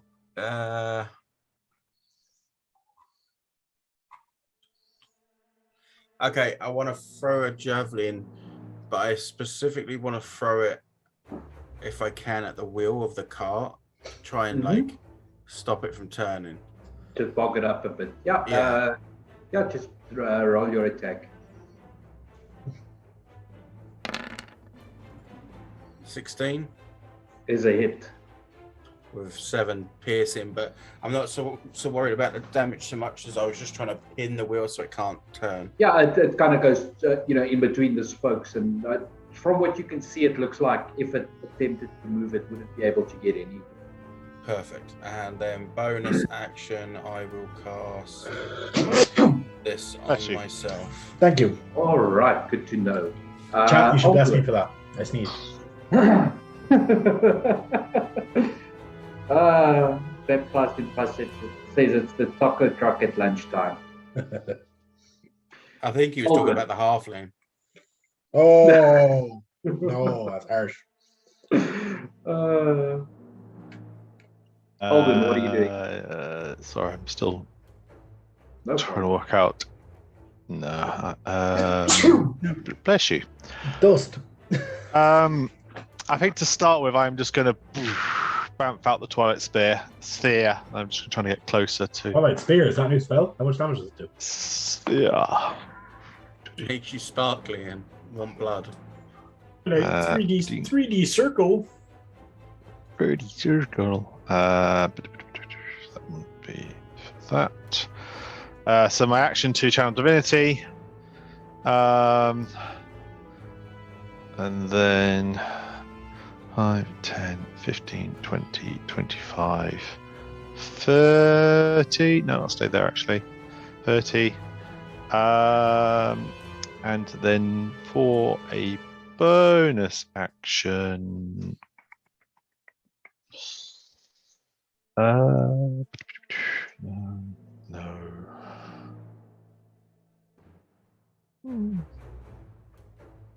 I will trigger my Steps of Night, so I will just slightly rise off the floor. All right, good to know. And that's my turn for this one. Luca, what are you doing? All right, I'm going to move up 25 feet. Mm-hmm. And I'm going to shoot this guy. Are they wearing heavy armor? Looking at them, they are wearing, I believe it's hide armor. Perfect. They're not very good knights. I was expecting like armored knights, like proper. Like I can shoot underneath their cleric who's rising in the air. That's good. Okay. I would like to shoot that guy. So I won't have advantage. Oh, sorry, no, they are not wearing any armor. Oh, cool. So I won't have advantage because I'm not hidden, but he is in melee with my friend, so that's great. Sneak attack is on, so I will just shoot him with my bow. My bow is. Yeah, AC 14. Where is your token? I've lost your token on the map. I'm right above where the camp is. The campfire is. Okay, I've got you. I was pretty far back. Which one were you hitting? Oh, the closest one that's in melee with. All right, so that is 75 feet. So yeah, that's fine. 14 hits. Oh, good. So 18 piercing damage. And then. Right. Yeah, you know what? He's gonna uncanny dodge that. Oh, roguish. Okay. And then I'm going to bonus action, get closer, but be behind cover of these bushes here. So if those archers decide to shoot at me, I'll have some cover. Cool. It is their turn now. I'm about to get pin-cushioned. They are going to jump off the wagon. 10 hit points, 9 temp hit points? Yep. Yeah, thank you. All right, so this one is going to run to basically take kind of cover behind that log. This one is spread out a bit. And this one is going to go to there. Yeah, Craig is covered. So the topmost one is going to start taking shots at Magna. What? Usually I just get ganged up on. This is a first. Craig is like, what's wrong with me? Craig's like, wait a second. I'm right here. Come on. This is my entire job. Magna 23 to hit. Just. Wow. All right. It's 10 points, and you know what? I'm going to add an Archer's Eye onto that. So it's going to be 10 plus another 2. 12 points piercing. Cool. Second attack. 15 is going to miss you. Does indeed. The one ducking down next to the wagon, Aldwin is going to attack you. I just got 1d4 healing. Cheers, hello. That's a 24 to hit you, Aldwin. 24 will hit. All right, so that's 6 points piercing, and let's do another Archer's Eye. Plus another 8, so 14 points of damage. And the one at the bottom, Luca, is going to take a shot at you with the longbow. 10 to hit. Luca just grabs the arrow out of the arm. Oh, sorry. No, that 10 should have gone to Aldwin because the archer makes 2 shots. So that 10 is going to miss Aldwin anyway. It would have missed Luca too. So Luca, your one is 21 to hit. 21. Hang on, my AC is normally 17. Yeah, so I'm going to. So I just see the arrow coming, and I just put my hand up, and the arrow just kind of like stops and falls to the ground. My AC becomes 22 with a shield spell. Aldwin, you got. All right, so it's gonna. The archer's then going to use his Archer's Eye to add Thank you, Solo. To add to his chance to hit. Oh, you bastard! To add to his attack roll. And I got a 10. So that's a 31 to hit. Yeah, so I put my hand up, and the arrow just goes right through my hand. I'm like, what the? You're being able to do that after the fact is so wow. You take 10 points piercing, and second shot is a 23. I think just hits you. Yeah, 23 gets me. Does it go the shield? It hits the shield and then it breaks through the shield. Breaks through, and it's going to do another 11. So you take a total 21. Wow. Okay. Luca, you've just got 1d4 healing back. Does it just happen automatically? No, that's from Solo. You're on a default to heal. As long as your character's not unconscious, you can roll healing. Oh, thank you. It's So the arrow comes through just like in Dune. You know, in Dune when the Harkonnens attack and the dart goes through the guy's shield, through the Duke Leto's shield. So the arrow just kind of goes through. I get hit twice. You know, it's like, wow, we've never faced opponents like this before. Okay. I'm like, all right. Craig. I understand. Reckless great weapon. All right, which one are you attacking? The one directly in front. All right. 26 will hit. So that's 20 points of radiance. All right, he's going to uncanny dodge. It's going to be 10. Well, 10 plus 6, so 13.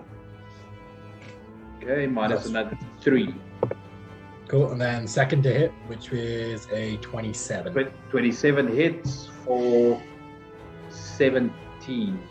No, 17 plus 10. 27. So 22 to hit then. No. Oh, yeah, hit 20. Yeah, still hits. Big hit. Up. He's still up. Bastard. Anything else? I don't think I can do anything as a bonus action. All right. Seeing that happen, this guy is going to step to there. Wait, actually, I want to check one thing. I don't know if this is a bonus action or not. And he is going to stab at you with his lance. Because he didn't drop his. Because he's dumb. 14 to hit. Yep. No. I'm 17 AC. All right. And second one, 13 is going to miss. No. So that's fine. The other two are still going after you with their short sword. Advantage. 10 is going to miss. That was a crap roll. And an 18 to hit. Yeah, that'll hit. For a total of 7 plus another 6, 13 down to 6. Second guy. Oh, that was the one. Oh, fuck. Yep, that was the one. 22 to hit. Yeah. May as well. So that's 6. I'll allow it, he says. I was like, there's +1 armor. That's not going to be too bad. Oh, you need it. Total 15 down to 7 from the second guy. It's fine. And that is his turn. Alden, what do I get from temp? Oh, not in it. Never mind. Damn it. Magnar, what are you doing? So I'm going to run up to this one. Didn't your mother ever tell you it was rude to gang up on one person? And then I'm going to take a couple of swipes. Hopefully hitting. 26. Hits. For 10 slashing. All right. And you know what? Why not? Divine Smite. Second level. He's not undead, believe it or not. You're still going to hurt from it though. It's a lot of ones. So 8. Yeah, right. Did you upcast? Yeah, I have 1 more point of damage. All right, so 9 points. Worst feeling when you see 3 ones in a divine. All right. Anything else? Yeah, second shot. 21. 21 hits for 9. And these guys have pissed me off already, so I'm going to smite again. All right. Just wait until Crag can smite. So it's 9 plus 13. It's 22. So he will uncanny dodge the second. Only take 11. That's me then. All right, Aldwin, what are you doing? So I will step forward. I think that gets me where I need to get to. I'm like, keep going, keep going, keep going. And then I will cast Spiritual Weapon right over here. That looks a good spot for it. Take the bow and snap it like a twig. Just like, no. I wonder if I could do that just as a grasp for the weapon and try it. No. And it will make a hit at the guy who's crouched down by the cart. Who took a shot at me, I guess. All right, roll your attack. So 22 to hit. That definitely hits. Hit with that in a while. Is that what that should be? I haven't used this one for a while. No, it's not normally all that powerful. But when you upcast it, it's pretty decent. But it's a waste of its slot. It can be. Yeah. Like when I played a one shot with Dave, my cleric popped it out every fight. That's because he was giving us advantage when it was like flanking. So it was, yes. So if it did that, I would absolutely do that. So anything else? Bonus action. Yeah, so that was my bonus action. So that was 5 to go to there. Then 10, 15, 20, 25. Is this kind of cover, this tree? If you fall prone, I'll give you cover. No, not yet. No, sorry, he didn't give us advantage. He gave the rogue sneak attack when something was because the spiritual weapon was engaged. Okay, and then I will toll the dead on that one in front of Crag. Get this one, so I'll get an extra attack. Oh, that one. Go for that one, I'll get an extra attack if I kill this one. Go for it. I would know that, wouldn't I? You do, yeah. You know whenever Crag kills something, he starts swinging wildly. Okay, in that case, I'll go for the one in front of Magna. All right. That's not the one I wanted to press, idiot. He needs to make a wisdom save. He does. He is great at wisdom saves with +0, 40. So he fails and will take 11 necrotic damage. All right. All these little bells ping around him. So when someone old one does necrotic damage, it's fine, but when Crag does it, Luca, can you didn't used to do it. That was the issue. I've always done this one. Luca, can you make me a wisdom save, please? Yes. I'm very good at wisdom saves. Oh, you're right. Yes. I think I'm going to fail that. But hang on. No, 19. Yeah, you're fine. No, it's my bad. I forgot. Okay. No problem. I'll remind you. Do I see the internal angst he's going for at that moment, or am I too focused on the... You are looking in the complete opposite direction. Yep, that's part of the course. Yeah, I'm going to run forward 25 feet to try to get. Oh shit! Hang on, I'm not in the right square. Okay, I'm going to run forward 25 feet, and then I'm going to stop. Yeah, I'm going to drink from my cup. All right. That's your action. Bonus action, dash, move some more, and I'll get behind Magnar. All right. Hey, Magnar, how you doing? Cool. So do I take a point of damage from the cup, and then you take a point of damage from the cup, and then you heal. And I get back in D4 plus 8. Sorry, you only heal on your. You only heal on your next turn. Okay. Yeah. So I come running up, and then instead of attacking, I pull out my cup and I drink from it. I'm like, it's okay. I'll be I'll be right. There's me expecting the arrow to come by, going, "Where's the arrow?" I'll be right back. I'm attacking, but do I notice this? Yeah. No, your focus is not on Luca at this point. You're lucky. And don't forget, Luca is a they. So yeah. So Sorry. they drink, Yep, but I get temporary hit points, which I do get temp. Yeah, 13 at this point. I sneer at the temporariness of them, but I still take them. All right. I can take my way. The archers come to play. We'll start from the bottom this time. Aldwin. Hello. How does 15 is going to miss. 15 is going to miss. 13 is going to miss. Yep. Let's go. So this one is going to go. They're going to run 30 feet that way. And this one is going to go. Let's go 30 feet to there.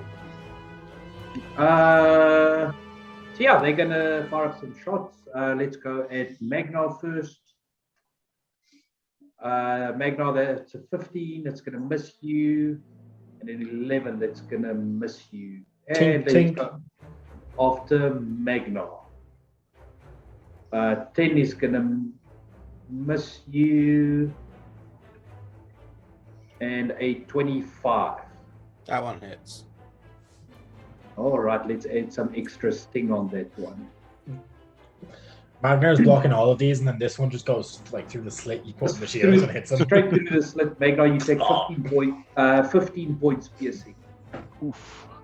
Like, you can imagine it wasn't going to hit, then Magnar went to swing the shield to block it, and it just goes straight through the slit because of that.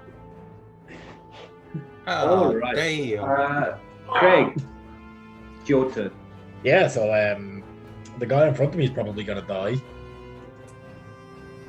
So that'll be fun. So same thing again. You know the story. Mm-hmm. But that was all the archers? Okay.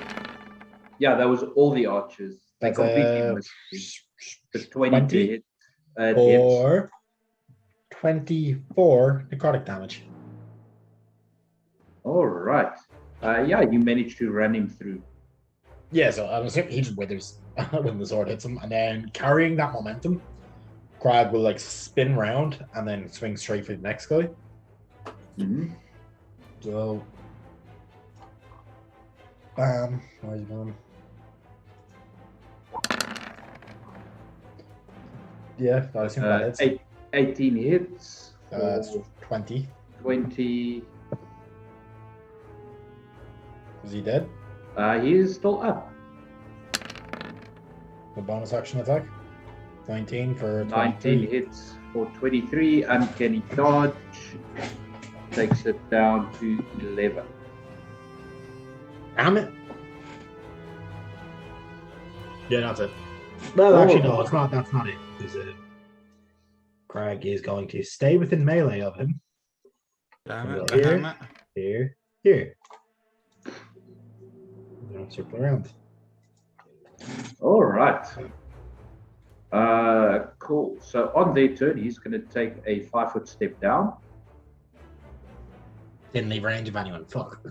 And he's going to drop his lance and take out the short sword. And they are going to go. Craig looks the most wounded. So Craig, they're going after you. Cool. They're more than welcome to try. Cool. So first one to hit, 24. Hits. Second one to hit, 19. Both hit. All right. So that's going to be on the first attack. You take 11 down to 5. Second attack, 7 down to 3. Wait, Still have 10 hit points left. That's nice. Right, how much? You had 12. I gave you 12. So 10, so I should have plus 10, yeah. The second guy is going to attack.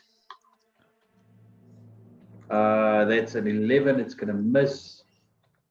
And a 24 is going to hit. Yep. So Craig, you take. You take 16 down to 8 piercing damage. Can I get a wisdom save from that one that just attacked? All right. Net 20. Fucking bitch. Okay. Still take half, doesn't it? Still takes half. Okay. Wisdom save throw on a failed save. The attacker takes radiant damage equal to damage just dealt. On a successful save, it takes half. So it is going to take just 8. Cool. Magnar, what are you doing? I'm gonna just hit that one that just Mm-hmm. I just did that too because I didn't like him. 22 does hit. Is he dead? Which 9 is which he is how much he had left.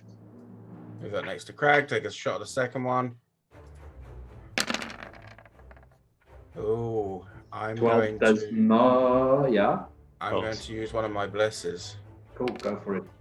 I was about to say the clockwork amulet. I was like, 15. finally, he remembers he has it. You have to roll that first. Yeah, I know. 15. 15 does hit. Ah, there we go. 13 slashing. It's a guaranteed 18, so if we ever fight a boss that has an 18 AC and you want to smite it, you know. So apparently Luca knows that the cup heals him when he drinks from it. Don't forget Luca's Zave, but yeah. Sorry. Luca has been healed by the cup before. Yes. Magnar, that's your turn? Yep. All right. Aldwin. So I can't actually move those things around. I will send a guiding bolt to the one that's farthest away. All right. Roll to hit.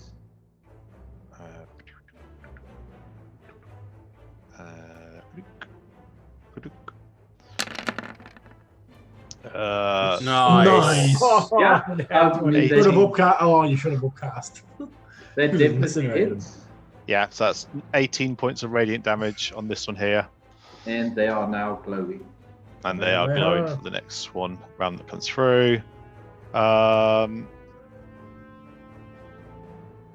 Because it can't do anything else at the minute, I'm going to move the spiritual weapon to here. Can it attempt to grapple this horse? It can. I'm just remembering that bit in Grit Roll Campaign 2 where fucking Caleb throws the horse using the fucking hand thing. I think it's just a horse. Yeah. It just looks like it's made of water, yeah. so I was interested to see if it was physically there. You just hit it and it splooshes. So that's the roll. All right, the hand passes through the horse. Interesting. Okay, good Makes to a know. wave. Break the surface tension and it'll fall apart. I'm going to go to there.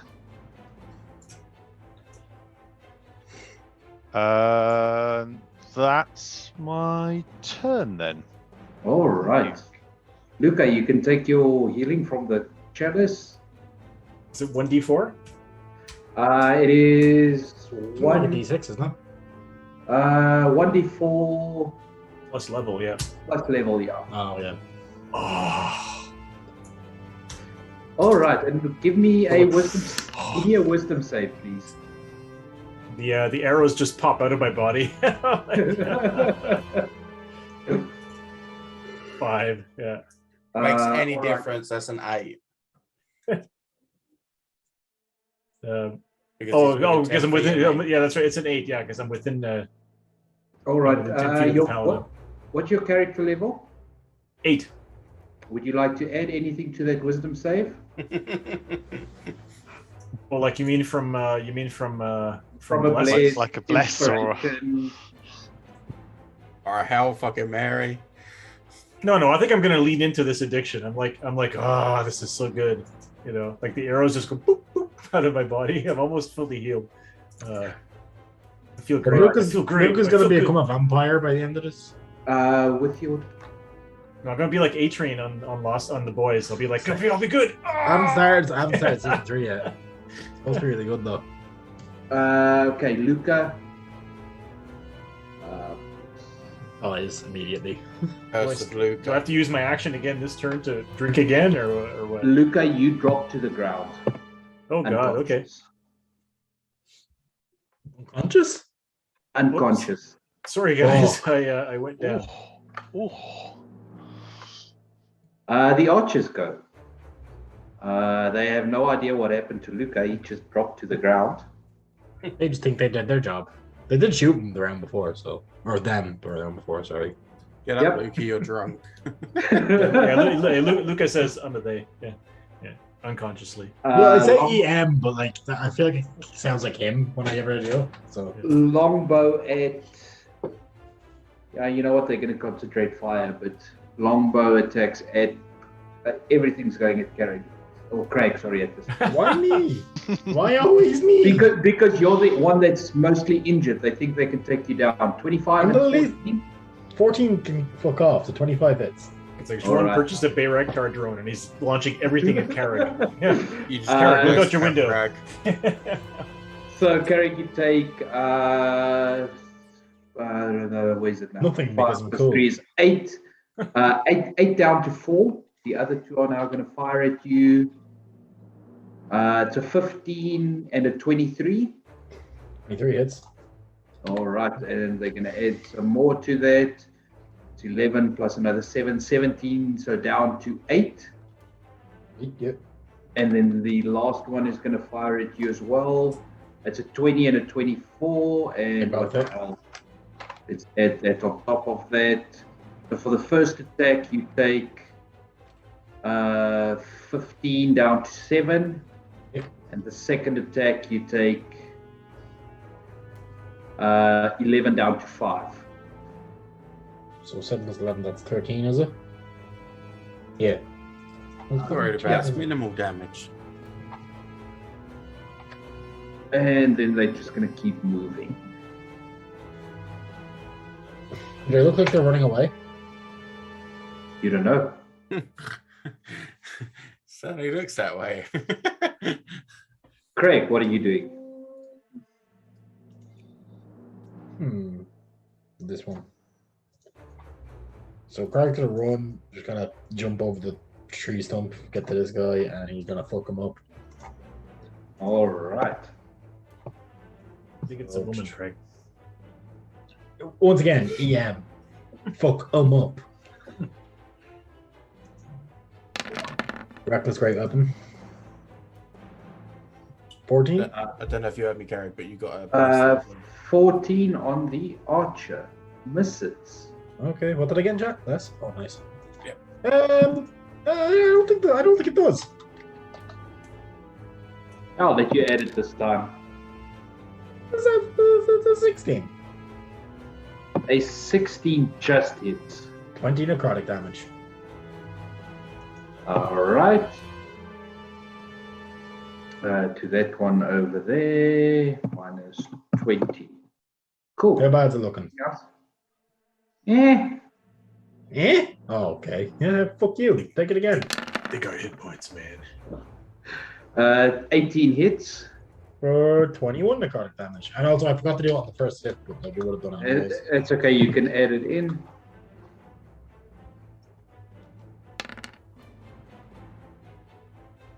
Oh, it should be 1d6 plus 4, so it's actually 5 damage. Sorry, I did plus 8 by mistake. All right, no problem. That's radiant. The rest of it's necrotic. That's your turn. Tis. Magnar, what are you doing? Just shout back to Olrin. Have you got Luca? Yes. I didn't see Luca go down because like he's behind Magnar, the angle. Oh, Richard, I'm just gonna pop you a quick DM.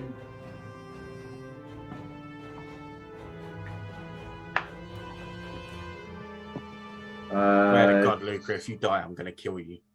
As I look at Joanne's messages, yeah. So many don't waste. Imagine dying because you drank blood. Your own All right, blood. Magnar, back up to you. Fucking Megan Fox over here. Sorry, this you sent me a message about the kind of damage and stuff. What? Yeah, that was from the chalice, and that effect happens. Okay, let me just read the chalice again. You cannot. You aren't able to reveal. I think I'm missing the part about the kind of damage. Where does that? Oh yeah. You were brought to 0 HP because of the damage. Okay. Oh, from drinking from the cup. Okay. Mm-hmm. Jesus. Yeah. Okay. I'm lying on the ground. Yes, sir. Cool. I'm trying to reduce my fucking. Okay, here we go. Yeah. I want to javelin the far one. All right, go for it. Roll your attack. 16. Just hits. You roll with advantage, by the way. Yeah, you can roll with advantage. Let's see if you get a crit. No, but it's definitely a hit. 8 points of damage. And then you can throw 2 javelins, right? If you have 2 attacks, or is it 1 action? Yeah, no, you can still throw 2 javelins. Okay, I throw a second one then. 25 for 8. Definitely hits. Watch the I'm going for one in each leg, so they can't run as fast. Ace Ventura style. Yeah, exactly. It's in the bone. Oglin, over to you. So I'm running over to Luca. Mm-hmm. I don't have any idea what's just happened to them. No, he's got a couple of arrow wounds. Has Luca dropped the cup that is full of blood when they went unconscious? It is lying next to him. It was floating via mage hand. And there's a cup full of blood on the ground beside them. I assume. No, there's a little blood on the rim. Okay, I noticed he did do an attack last turn, but I don't know why. Okay.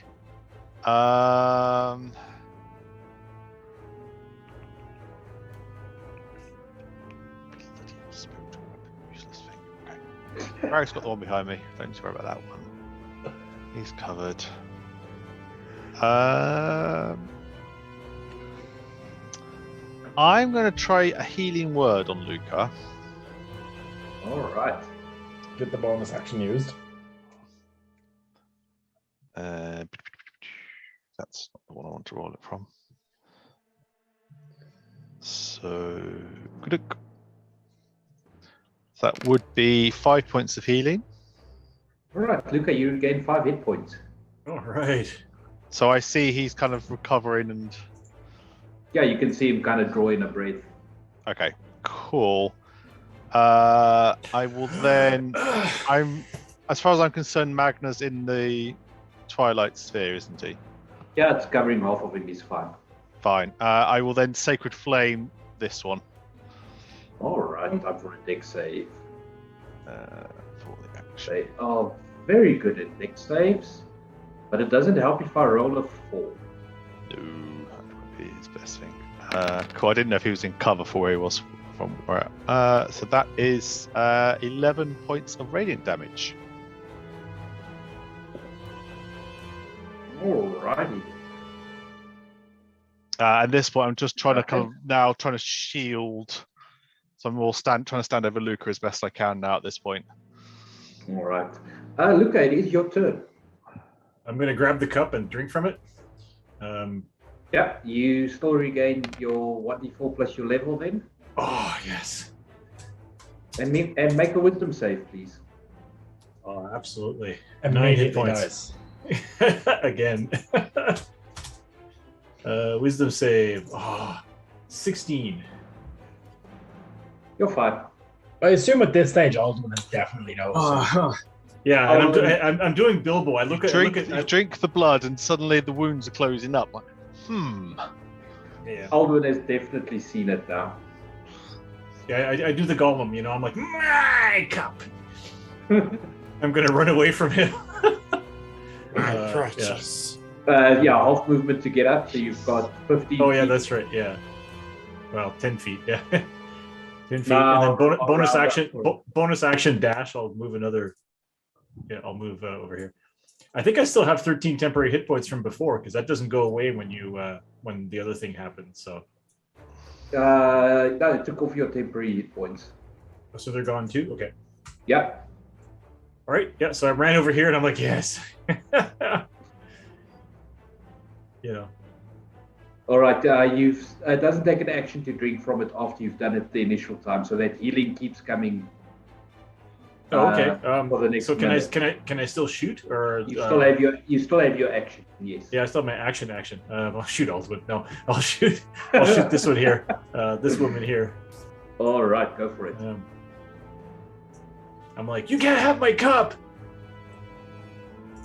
And I'll just shoot her for normal damage because I don't have any kind of advantage on this one. So where's the bow?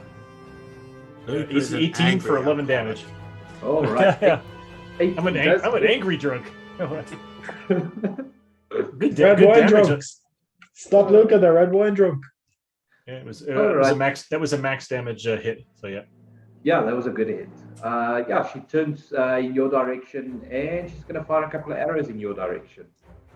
11 is gonna miss. 22. I'll shield it again. I'll be like, I'll put my hand up more carefully this time, and I'll shield it again, less nonchalantly. So my armor class becomes. Oh no, sorry. Did you say 22? 22 to hit. I'll let you take that. 22 still. Okay, I'm like, forget it. I don't shield it. I'll use my reaction. I'll use my reaction to take half damage from that attack, though. All right, so you only take 4 points of piercing damage. Okay. And she's going to go just 10 feet that way. This one is going to go. Is it 4 points because I used? Yes, because you uncanny dodge. Yeah, that okay. Was 8. That one's going to move there. Magna, 25 to hit. Yep. And 17 to hit. Nope. You take 7 points piercing. Okay. And then Craig, this lady's gonna drop, or she's a longbow. Take out the short sword. That's a natural 20. Yeah. I cancel that. I cancel the natural 20. Nope. All right. So you just see that emblem on the shield just glows, and that force is negated somewhat. Cool. So that takes it to a 17. Wait, what? 17 to hit. Yeah, you'll still hit. I just cancel it as being critical damage. It's the Guardian emblem. Oh, yes, sorry. It takes away the crit. So damage would be 7. Oh, that's like half the game, isn't it? No, that's not half. Half 3? Take 3. Then it is your turn, Craig. Craig is just kind of like a kind of evil grin, just like creeps across Craig's face as that like thing just tinks off like the leather strap of his like armor. And he's like, well, not armor, but like the combat harness thingy. And then he will once again bring in the Raven's Wing around. The black and white flames of radiance kind of replaces the dark, sickly necrotic energy around it as it flashes like in energy, and it is going to swing towards this guy's face. Reckless White Master. That doesn't hit. That does not hit. Does this one? That double rolled for some reason. No. I missed those. So yeah, both miss. Cool. And then yeah, that's it. I'm very judgmental. Stop being so foolish. Don't swing. Don't just be patient. Don't be so reckless. Magnar, what are you doing? I go javelin this far one again. Mm-hmm. Hopefully. 21 does hit for another 8 points of damage. They down? They are still up. God damn it. Okay, another one. Magnar should really learn Banishing Smite. Get fucked. And then I'm run up to that one. All right. So yeah, no, Magnar should really, really learn Banishing Smite for that sort of shit because it's like, boom.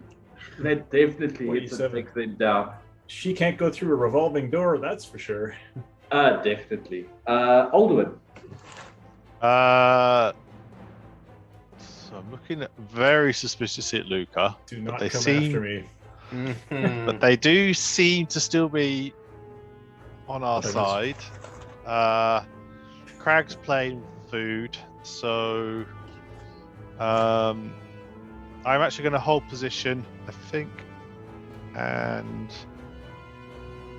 I'm going to toll the dead on this one. And by next to Magnar. 12 is going to fail. 12 will fail, so that'll be 14 necrotic damage plus 3 radiant. Do you hear the clanging chimes of doom? Yeah, for my blessed strikes kicked in.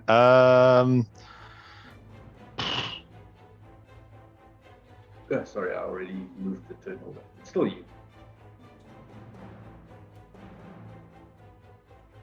Yeah, that's all I'm going to do for now. All right. Just keeping an eye on these two either side who look very hurt. Luca, you gain your healing back. Oh, thank goodness. That was your slightly less hurt. 9. Third one. All right, you regain 9 hit points. Give me a wisdom save. Oh, I can't wait to make a wisdom save. 16. All right, you're fine. Oh.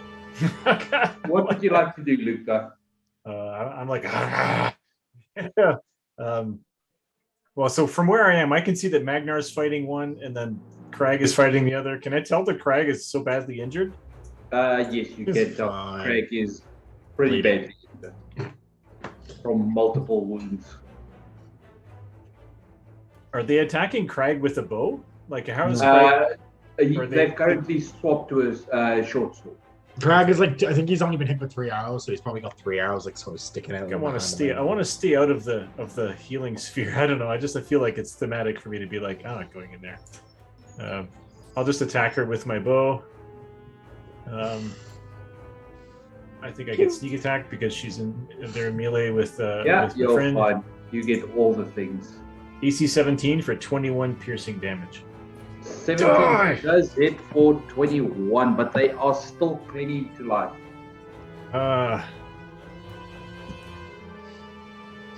Well, that's pretty. I got nothing else, so I'm gonna bonus action dash. I'm gonna keep running around the outside of the sphere to get closer to that bad guy. All right. And that's it for me. The archers go. So this one Which one? They're in range. Get them. is going to. I mean, she can't really do anything, and running is not going to help. So she just makes a stand. Running. She's going to try and stab Craig. That's a 24 to hit. Hits. Yeah, you running. And 11 to hit. The 11 doesn't even scratch him. You take 4 points piercing. That's already half. And then Magnar, the one in front of you, is also switching to a short sword. That's it. Stay close. 8 is going to miss. 16 is going to miss. Yeah, that's the tragedy of archers without melee support. When you melee an archer, like Yep. if you've ever been LARPing and you think you're going to be a great archer, not if you don't have melee support. They fire one arrow before they come and clobber you. Yep. Craig, it's your turn. So, just to thematically, I'm going to switch around those two attacks. So the last one hit, just for what I'm about to do. Crag is going to walk him down like a boxer, like the blade probably going further in than it should, and then swing. Just reckless, not great weapon master. Yeah, you take another 6 points piercing. Yeah, I'll take it. That's 9 plus 2, it's 12. 17 Yep. plus 11. Yeah, so that is more than enough. It's 21 points of damage. Yeah, dead. Wait, what is it? 21, because I hit it. Reckless great weapon master. No, you said not great weapon master, just reckless. Oh, well then, yeah, no, I'll do my second attack then. I thought I said it the other way Oh, around. it's still enough. She had one hit point left. Oh, cool. Well then, that insult to injury, Crag's sword just explodes with like divine energy as well, as it like cleaves through. Oh, Yeah, Luca goes, "Skull!" Drinks some. Anything else, Craig? He probably removes the short sword. Actually, no, he doesn't remove the short sword. Let Alden do that. You don't pull a knife out of a wound until it's All treated. right. Magnar, it's your turn. Get on your knees and lay down your arms, and I won't kill you. And I'll hold my action to see if they do. If they don't, I'm smashing them with a smite, hopefully. Are you persuading or are you threatening? I am... Yeah, no, I would be threatening them. All right, give me an intimidation check. You might still have advantage on charisma checks. It's not a concentration spell. And you know what? Actually, how long does that? I don't even know how long that lasts. These enhanceability. Hang It's on. about an hour. It's only an hour for enhanceability. Yeah, it's okay. It's an hour. It's an hour. I've It is used my- concentration. I'm sorry. It is concentration. Never mind. I've used my second bless. That's long. It's long gone. So 16 total. All right. So she looks at you, looks back at the rest of the party, holds her sword out in front of her, and drops it. And as your eyes begin to follow it, she's going to bolt straight north. Oh, I'm whacking her then. All right, roll your attack. So 2 shots. 15. Misses. Damn it! I knew that was going to And miss. you only get one attack on a held action. Oh, okay, fair enough. Ignore that one then. All right. And she's basically gonna dash, so she's doing 60 feet off the map. Is Oh. anyone giving chase? I would, yeah. Right, so you'd be able to keep pace with her. Basically, you won't be able to attack. She's not gonna stop running. If Crag starts and he's dashing, he'd probably catch up eventually, right? Because he's moving 20 feet, 80 feet around. 80 feet around gives you 20 feet on her, Yeah. and you are. I'll check. I will even drop a rage and rage again in order to move fast, like to the pounce again. I mean, you'll be able to catch up with her eventually, but she's not going to go without a fight. Yeah. I was shouting after them, going, "There's children!" I would have said after kind of 30, 50 feet, I would have probably tried to do a compelled duel to make them stop and stay next to me. All right. We'll get back to the rest of the party that's not chasing in a second. Cool. So Thank you, wisdom Mark. save. All right. So that would be compelled duel. Yeah. He is going to succeed with a 15. God damn it. Oh well, I just have to keep chasing until she's dead. Do you guys continue chasing? Until Crag yeah. catches up. It'll only be like 3 turns till Crag catches up because he's getting 20. And then actually, no, it'd be less, right? Wouldn't it? Let's see. If I'm behind her as well, can I? Oh no, because I'd have to. You can catch up in 3 rounds. 80, and then he'll drop the rage and re-rage here. Then so that's 100. It's still 3 rounds to catch her. Yeah. All right, So, yeah. Luca, give me 3 wisdom saves. Oh, Jesus Christ. Okay. I'm now watching you. Yeah, I've given what up on that. you I'm watching saw. you. Get away from me! Wisdom. First save. 22. Nat 20, in fact. All right, you're fine. Second save. 5. Oh, Would you like to add anything to that 5? No. hopes and prayers. Do I drop down? Do I drop to 0 hit points again?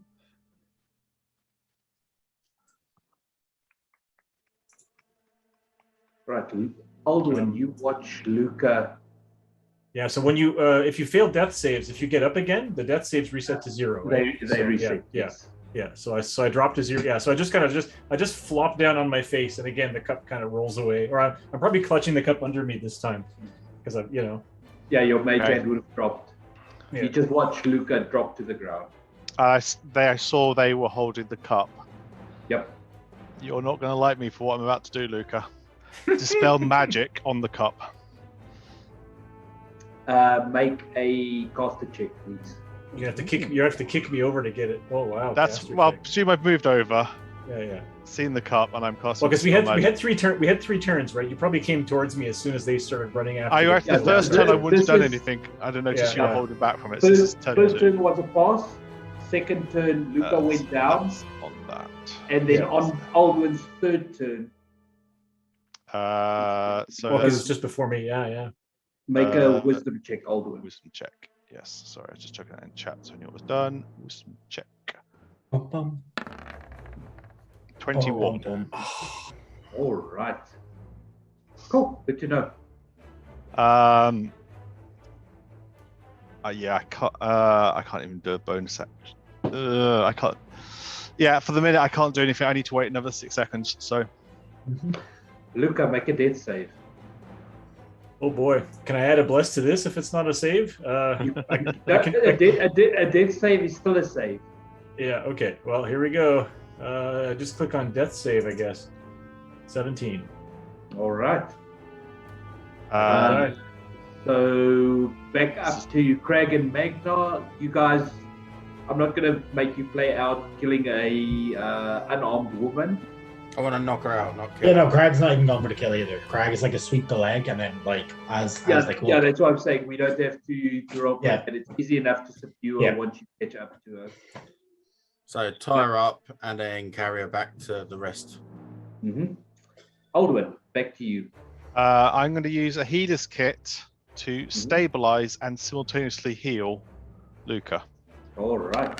So they come back on 12 hit points. Right, Luca, you regain 12 hit points. I assume Cup! I assume the cup is already gone as well. Like, with The Ed's cup's coming still there. You should have taken it. You would not, I would No, not I have left want it to there. see what happens. I want to make sure it's gone. Did you dispel it? Like, is it still? I like- did dispel magic. It- Yes. Yeah, I'm clutching the cup and I'm drinking from it again. I'm like, cut myself. You know, Yeah. I'll take a point of damage and drink from it again. Oh, I don't know. I can't tell if it's magical. If it's anyway, yeah. So Yeah. So Right, now I'm just okay. watching you to see what happens on this next bit. yeah, I'm gonna try to get away from Alduin again. All right. You're doing that out of your own free will, by the way. Oh, I don't have to. I mean, yeah, no, I think Yeah, you I. Yeah, Oh, it's oh, up to you. Like I'm not compelled to. No, you're not compelled to drink from the cup. Oh, okay. So like It's up to you. I was going to say that, but you were a bit quick on the gun there.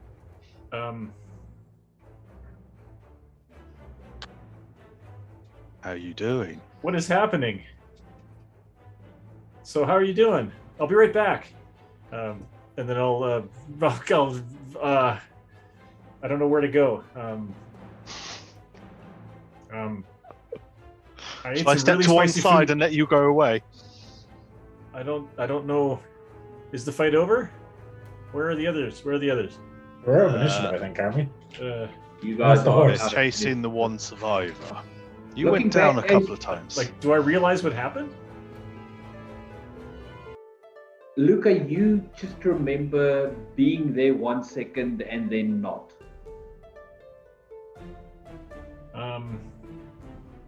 Yeah, I'll throw the cup on the ground. I'm like, yeah, you know what? I think I'm gonna go cold turkey on this one. I'll just toss it on the ground.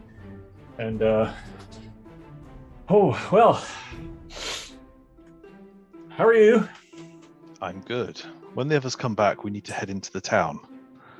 Okay. You all right with that? Yeah, I could use some healing. Yeah. I'm waiting till the others get back. Krag needs it as well, but I can heal you both at the same time. You will have some temporary hit points though. I'm also going to hit Nashi. I'm going to hit him with a charm before I do the temporary hit points. Just make sure there's no charm effect. There is no charm effect on this. I mean, there hasn't been any time I've done this, but just to make sure there's no. Okay. There's not a charm effect. Lovely. Okay. Yeah, so terrible. Magnar, you and Craig can basically make it back to the party 10? at this point. 10 on this point, yes. I'm just gonna start rifling through the knights or the whatever they were called pockets, see if there's any like evidence or clues. All right. So on the knights, you do find rifling through their pockets. The hosts of knights. I mean, they had lances. So there's 3 lances there. There's 3 short swords. You notice that all 3 of them have matching tattoos of lightning bolts strike. Is it the same tattoo as like the symbol of Talos, basically? Basically, yes. Okay, Well, if it was like something specifically interesting, Crag probably would have cut it off. Crag, you get 16 health back. All right. The tattoos are on their forearms. Yeah, no, Crag's not going to bother cutting off an arm. And then I'm with everyone in range. I'm going to cast Aura of Vitality. Aha! Nice. All right. So you've got 20d6 you can distribute between the 4 of you. Dave is going to kill John one of these days for doing that. It's an awesome spell. Yeah, it really is. I'm going to 20d6. Right. give 1 point of healing to this person. Yep. What were you doing here? Let's see. Intimidation or persuasion, your choice. Intimidation. I'll assist on that.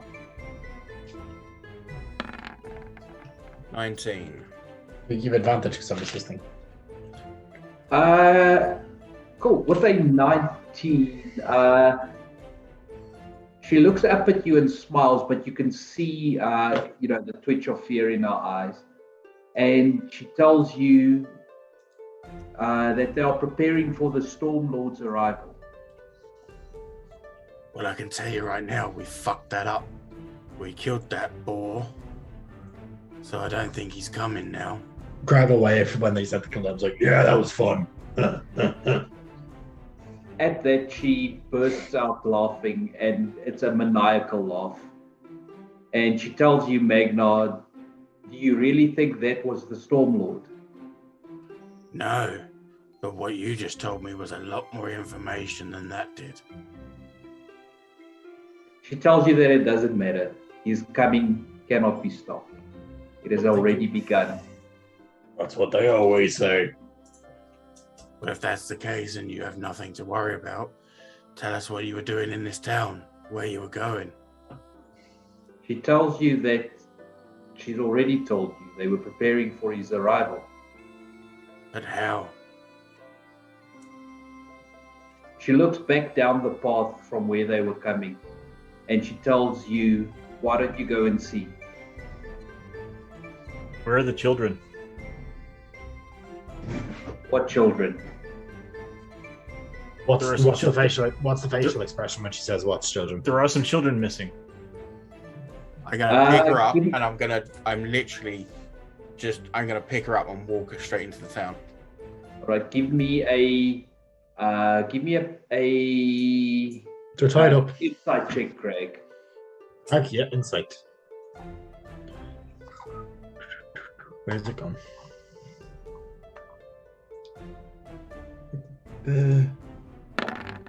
It double rolled again. I don't know why it keeps doing that. 12. All right, with a 12, she has no idea what you guys are talking about. Cool. Is there anything in the cart, by the way? So they're not sacrificing children, so that's good. Magna, you start walking her into town. As you begin to make it past the gates, you can see that the progress on the town's rebuilding has been slow. The holes for the palisade have been dug, but only a few logs are in place.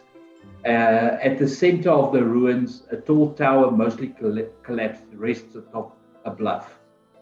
The only intact stone building sits at the bottom of the bluff, its white facade bearing the mark of Lathander. There is an intact wooden building closer to the water marsh at the southwest side of town, smoke rising from two chimneys. In front of the building stands a tiefling, dressed in blue robes. She raises her hands to the sky and dark clouds appear in response. Before the tiefling, at the end of the swampy water, stands a small number of humanoids, great axes raised in the air, who chant in response to her. Are they orcs? We need to go. We need to get there. As the scene appears, as you kind of crest that ridge as it leads down to the water, Magna, you hear her whisper, "Glorious, isn't it?" Not for you. Snap. Oh my god. She drops to the ground dead. Oh, I was gonna do that when we were like interrogating her. I was just about to smack the hammer in her face. So yeah, that was. And that is where we are going to end it for tonight.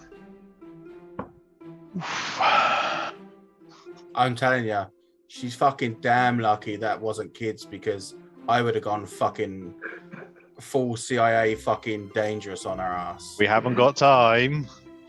They're he'd have made time. I'm kind of hoping we don't want to threaten.